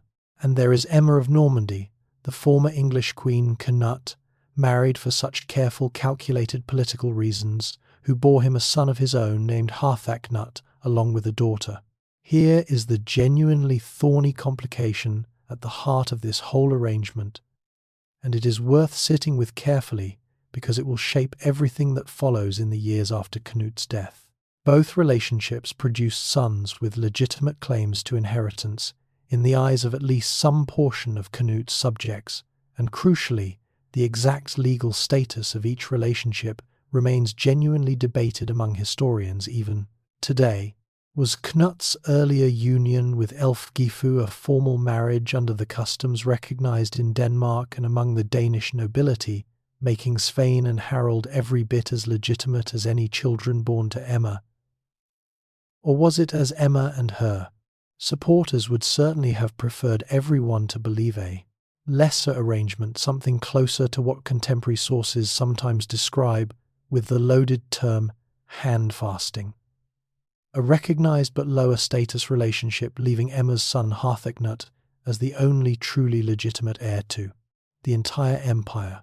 Historians still argue this exact question, and the frustrating truth is that the surviving sources are simply too thin and too politically motivated in their own right to settle it definitively. What can be said with total confidence is this: Cnut himself, whether through genuine uncertainty, deliberate political calculation, or simple procrastination in the face of an uncomfortable decision, never clearly and unambiguously settles the succession question during his own lifetime. And here is the striking mainstream fact worth sitting with, because it reveals just how consequential this apparent oversight will prove to be. A king who spent decades demonstrating extraordinary foresight in nearly every other area of governance, securing his throne through marriage, purchasing loyalty through patient bribery rather than costly warfare, preserving English law to win the trust of a conquered population, leaves behind no clear, agreed-upon answer to arguably the single most important question any ruler of a multi-kingdom empire could possibly face: who inherits it all when I am gone? Here's the quirky, lesser-known detail worth sharing amid this growing family tension, one that captures the almost soap opera quality lurking beneath the formal chronicles of this period. Some later sources, admittedly hostile to Ælfgifu and clearly coloured by the political rivalries that followed, Cnut's death, go so far as to claim that her son Svein was not even genuinely her child by Cnut at all, but rather a substitute infant secretly obtained to strengthen her position at court, a claim modern historians treat with deep skepticism, recognizing it as exactly the kind of vicious rumor that tends to circulate around powerful, politically active women in any era once their enemies gain the upper hand in shaping the historical record. Elfgifu herself, remember, had been ruling Norway with real substantial authority on behalf of her son, and that kind of visible female power seems to have made her an especially convenient target for character assassination once circumstances turned against her family's fortunes. And here is the emotional undercurrent worth sitting inside as this section builds toward its close. Picture the actual texture of daily life within Cnut's extended royal household during these years. 2 women each, the mother of sons with real claims to an empire spanning 3 kingdoms each, surely watching the other's children, with the particular wary calculation that only shared, high-stakes inheritance can produce. Svein governing distant Norway, alongside his formidable mother, Harold, growing up somewhere in England or Denmark, his exact upbringing frustratingly obscure in the sources. Cnut Emma's son being groomed at least in his mother's clear preference as the natural heir to the entire glittering inheritance his father had spent a lifetime assembling. Cnut himself, moving between his 3 kingdoms during these final years of his reign, seems to manage this delicate family balance the same way he managed nearly everything else in his remarkable career, through careful, deliberate ambiguity, rather than firm resolution, perhaps genuinely believing he had more time to settle the question properly, perhaps simply finding the whole matter too fraught with competing loyalties to resolve cleanly while he still lived. But ambiguity, however useful it may be for managing tension during a ruler's own lifetime, has a way of curdling into open conflict the moment that ruler is no longer present to enforce it. And Cnut, for all his hard-won wisdom about the fragile, borrowed nature of earthly power, is running out of time to finally settle the one question that will determine whether everything he has built survives him at all. Even as the succession question simmers unresolved within Cnut's own household, the wider North Sea Empire itself begins showing signs of strain in these final years of his reign, and here is what you have to understand about why this matters so much. An empire held together primarily through one man's personal relationships, purchased loyalties, and carefully balanced regencies was never going to remain stable indefinitely. It required constant maintenance, constant attention, constant renewal of the very bonds that had made its sudden, remarkable assembly possible in the first place. And Cnut, however skilled, is only one man growing older, trying to hold 3 kingdoms together, across a sea that has never once in this entire story made anything easy. Norway proves the first and most serious crack to widen. Remember that Cnut installed his son Svein, still quite young, as regent there, with Elfgifu of Northampton serving as the true power behind the throne. And here is the striking mainstream fact worth sitting with, because it reveals just how quickly a conquest secured through bribery and persuasion, rather than genuine loyalty, can unravel once circumstances shift. Elfgifu's regency proves deeply unpopular among the Norwegian nobility and common people alike. Chronicles describe harsh taxation policies and unfamiliar legal impositions during her rule practices that clash badly with existing Norwegian customs, and stoke exactly the kind of resentment that Cnut's original campaign of patient bribery had spent years so carefully suppressing. And here is where the story circles back with a genuinely striking sense of narrative symmetry to a figure you might have assumed was gone from this tale entirely. Olaf Haraldsson, the deposed Norwegian king who fled eastward to Kievan Rus after Cnut's quiet, bloodless conquest, has spent his years in exile, watching and waiting, and as Elfgifu's regency grows increasingly unpopular, he sees his opportunity. Olaf returns to Norway in 1030, attempting to reclaim the throne that had been so quietly taken from him, rallying what support he can from a population now genuinely disillusioned with foreign Danish-appointed rule. The attempt ends in tragedy for Olaf, personally killed at the Battle of Stiklestad against forces loyal to Cnut's regency. But here is the quirky, almost paradoxical detail worth sharing because it captures one of history's stranger reversals. In death, Olaf achieves something he never quite managed in life. Within remarkably short order, stories begin circulating of miracles associated with his remains, and Olaf is formally canonized as a saint, becoming Saint Olaf, the eternal patron and symbol of Norwegian Christian identity for the rest of the country's history. His cult center at Nidaros becoming one of the most important pilgrimage sites in all of medieval Scandinavia. Picture the strange irony of it. The King Cnut spent years quietly undermining, through bribery and patient political subversion, becomes, after his death, fighting to reclaim his lost throne, a far more powerful and enduring symbol than he ever was, while actually sitting on that throne alive. Historians still note the bitter historical joke embedded in this outcome. Cnut's conquest of Norway, so bloodlessly and cleverly achieved, ultimately produces a martyred saint whose legend helps fuel exactly the kind of enduring Norwegian resistance to foreign rule that will eventually, in the first years just after Cnut's own death, help unravel his son's regency entirely. Meanwhile, back in England, the picture is somewhat calmer, but not entirely without its own quiet tensions. Cnut's careful balancing of English and Danish interests, his preservation of English law, his patronage of figures like Godwin, has largely succeeded in maintaining stability there. But even in England, the underlying question of what happens when this remarkable singular king is no longer present to personally manage the balance hangs increasingly over the court. An unspoken anxiety among nobles who have watched Cnut hold together an unprecedented three-kingdom empire through sheer force of personal skill and relationship, and who cannot help but wonder whether any successor populating a strained and complicated family with competing claims will be able to replicate that same delicate balance. Denmark, too, requires ongoing attention during these years, threatened periodically by the ambitions of neighbouring powers, including a rising and increasingly assertive figure in Sweden, whose own territorial ambitions occasionally test Denmark's borders and force Cnut's continued personal involvement in matters far from either England or Norway.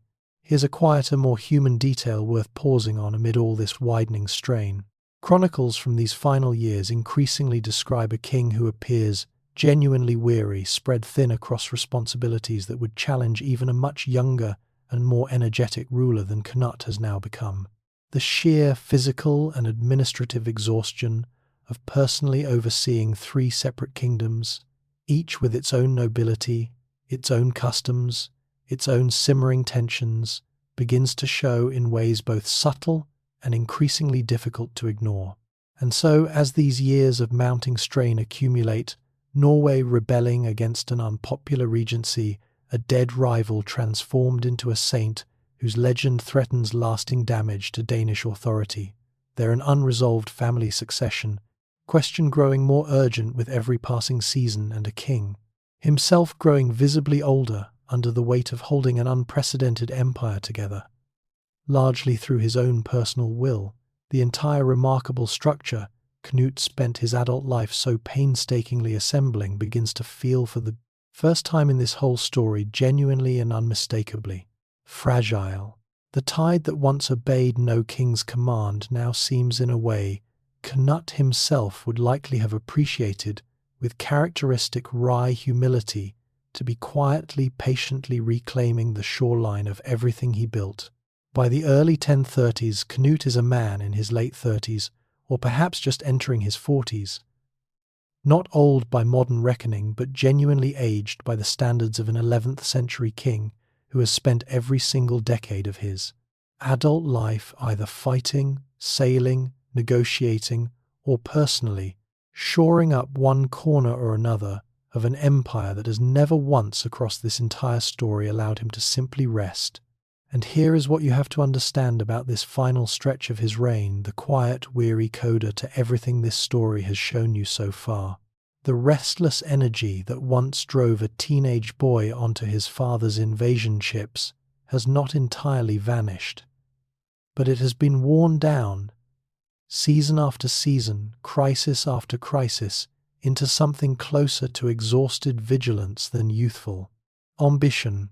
Cnut spends these final years moving between his kingdoms, with the particular fatigue of a man who understands with total clarity exactly how much personal effort has been required to hold together what he built, and exactly how little of that effort can realistically be transferred to anyone who comes after him. Norway remains a genuine festering problem throughout this period. Even after Olaf's death at Stiklestad, the resentment his martyrdom stirred up does not simply fade away. Ælfgifu and Svein's regency continues to struggle against a Norwegian population increasingly nostalgic for their fallen king turned saint, and here is the striking mainstream fact worth sitting with, because it underscores just how precarious this particular piece of the empire has become.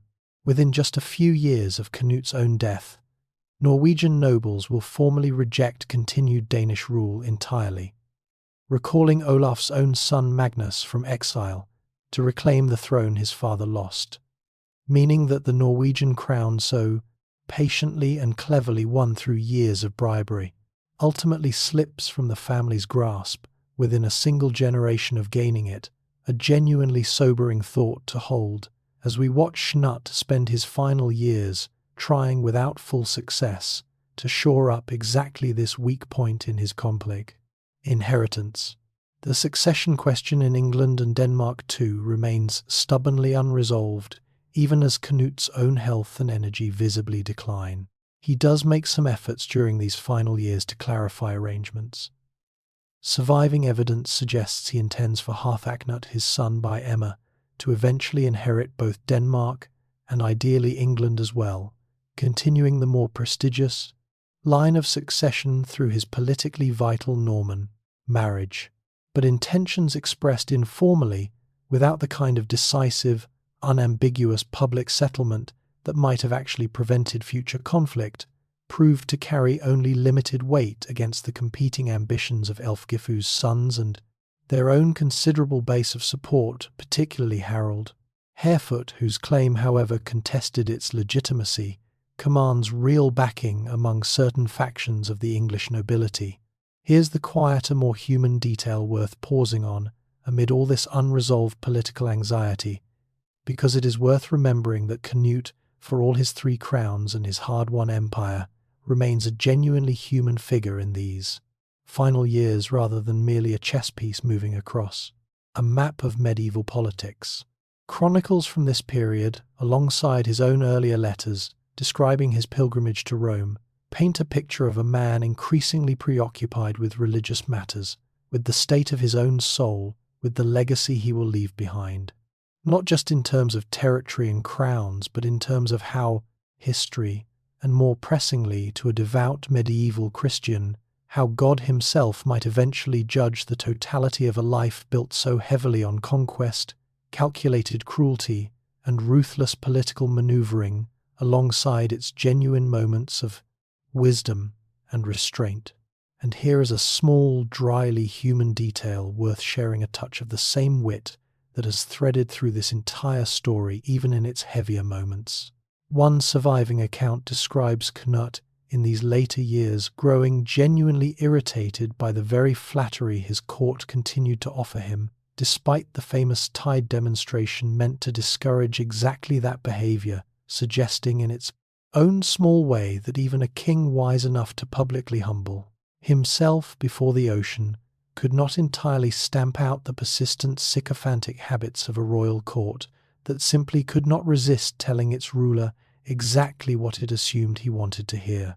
As 1035 approaches, Cnut's health takes its final serious turn. He is in England when this last decline sets in, far from Denmark, far from Norway, the 2 other pieces of the sprawling empire he can no longer personally travel to visit or manage, as his strength continues to fail him. And here is the beat of quiet, inevitable tension this section leaves you holding on to as it closes the open loop, pulling you forward toward everything that follows. A king who spent his entire adult life proving again and again that he could hold together through sheer will and careful calculation. What almost no one else in his era could have assembled at all is finally approaching the one adversary that even the most brilliant political mind in northern Europe has never once managed to outmaneuver, negotiate with, or purchase the loyalty of: death. Unlike every rival king, every wavering noble, and every contested crown, this remarkable story has shown you cannot be bribed, cannot be married into alliance, and cannot be talked into a favourable treaty at the water's edge. Cnut dies on the 12th of November in the year 1035 at Shaftesbury in the south of England, a quiet, relatively unremarkable town, to serve as the final resting point for a man who once commanded fleets stretching across the Cantion's entire North Sea. And here is what you have to understand about the moment of his death, the strange, almost understated ending to a life defined by such enormous, sweeping ambition. The chronicles record no dramatic final battle, no last desperate stand, simply the quiet failing of a body that had spent nearly 4 decades pushing itself across storm-tossed seas and contested battlefields, far beyond what most of his contemporaries would ever be asked to endure. His body is carried to Winchester for burial, laid to rest in the old minster there, among the resting places of earlier English kings, a final symbolic act that echoes everything Cnut had spent his reign trying to accomplish, a Danish conqueror choosing to be buried not among Viking ancestors across in the sea, but within the sacred heart of the very English kingdom he had spent his life working so hard to be genuinely accepted by, rather than merely feared. And here is where the story you have been following for 19 sections reaches its final bittersweet turn, because everything Cnut built, everything he assembled through conquest and marriage and patient bribery and careful legal reform, begins unraveling almost immediately once the one man capable, personally holding it all together, is no longer there to do so. The succession crisis that Cnut had spent his final years failing to definitively resolve erupts within months of his death. Harthacnut, Emma's son, and Cnut's preferred heir for the combined throne of England and Denmark, finds himself trapped in Denmark by fresh threats from Norway and Sweden, unable to immediately cross the sea to claim his English inheritance. Harald Harefoot, Elfgifu's son, seizes the opportunity this absence creates, and after a period of contested, uneasy regency, is eventually proclaimed King of England outright in 1037, effectively locking his half-brother out of the throne their father had intended for him. Here is the striking mainstream fact worth sitting with, as this story closes, because it captures the genuine tragedy embedded in Cnut's remarkable achievement. The North Sea Empire, this unprecedented union of 3 crowns that had taken an entire lifetime of conquest, marriage, and careful political maneuvering to assemble, survives its founder by barely 7 years. Harald Harefoot dies in 1014. Wait, in 1014 was actually his father's earlier defeat. Forgive the echo of years across this long story. Harald Harefoot dies in 1040, and Harthacnut finally does claim the English throne, only to die himself just 2 years later, in 1022, without producing an heir of his own to continue the line at all.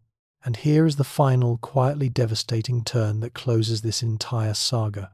With Harthacnut's death and no surviving direct heir to Cnut's line, remaining the English throne passes not to any of Cnut's descendants, but back to the old Anglo-Saxon royal house, to Edward, son of the very Ethelred, whose kingdom Cnut's father first conquered at the very compast. The beginning of this story, a king remembered by history as Edward the Confessor. The wheel turns completely back to where it started, as though the entire remarkable 3-generation Danish interlude in English history had simply been folded closed, leaving barely a trace beyond the chronicles and the legends. Denmark and Norway, meanwhile, drift back into their own separate paths, the grand unified empire, dissolving back into the individual kingdoms it had briefly remarkably been assembled from. Historians still debate exactly how to weigh Cnut's legacy against this rapid unravelling. Some argue that the swift collapse of his empire diminishes his historical significance, a magnificent structure that proved in the end to be little more than one exceptionally talented man's personal achievement, rather than any lasting institutional transformation. Others push back firmly against that reading, pointing out that Cnut's genuine accomplishments, his sophisticated legal reforms, his remarkably successful integration of Danish and English governance, his careful cultivation of the English Church, his demonstrated capacity to rule a conquered population through respect and preserved custom, rather than purely through fear, represent a governing template that influenced English kingship for generations afterward, regardless of how quickly his specific three-crown empire itself came apart. The tide, as Cnut himself so famously demonstrated at that legendary shoreline, was never going to obey any king's command forever, no matter how brilliant that king had been. What remains beyond dispute, whatever side of that historical debate you find yourself drawn toward, is the simple, remarkable scope of the life this entire story has walked you through. A boy raised in a cold Danish hall taught the family trade of conquest and calculated cruelty from the earliest age he could hold a blade. A humiliated young prince who watched his first taste of conquered glory dissolve within a single winter. A patient, ruthless commander who rebuilt himself from that catastrophe into the sole conqueror of an entire kingdom. A shrewd political mind who secured his throne through marriage, purged dangerous rivals, and won the genuine respect of a conquered people through careful, deliberate governance. A king humble enough to kneel among pilgrims in Rome, and wise enough, according to the legend, that has outlived nearly everything else he ever did. Power. Cnut, ruler of 3 kingdoms, architect of an empire that spanned an entire sea, and then quietly slipped away again within a single generation. A man who understood perhaps better than almost any ruler of his age exactly how fragile greatest crown truly is, and who built something extraordinary anyway. And now let the tide of this story finally settle. Picture the sea growing calm at last, the waves that once carried longships and armies now folding softly, quietly against a shore no one is watching anymore. The fleets have long since come to rest. The kingdoms that rose and fell across this telling have drifted back into the slow, patient current of history.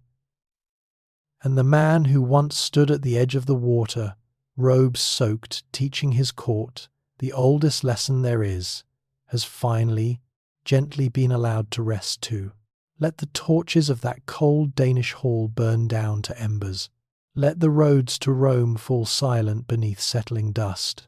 Let Winchester's old stones grow quiet around a king who no longer needs to cross any more seas or hold any more crowns or calculate any more careful, weary balances between 3 restless kingdoms. The stars above the North Sea are dimming now one by one the way they do every night in different 2 empires. Somewhere far off the tide is still turning, the way it always has, the way it always will, needing no king's permission at all. You can let it go now too. Whatever you carried into tonight, you can set it down here beside the still water, beside the resting crowns. There is nothing left to conquer tonight. There is nowhere else you need to sail. Close your eyes. The past is at rest. The world is quiet. And it is time now for you to sleep.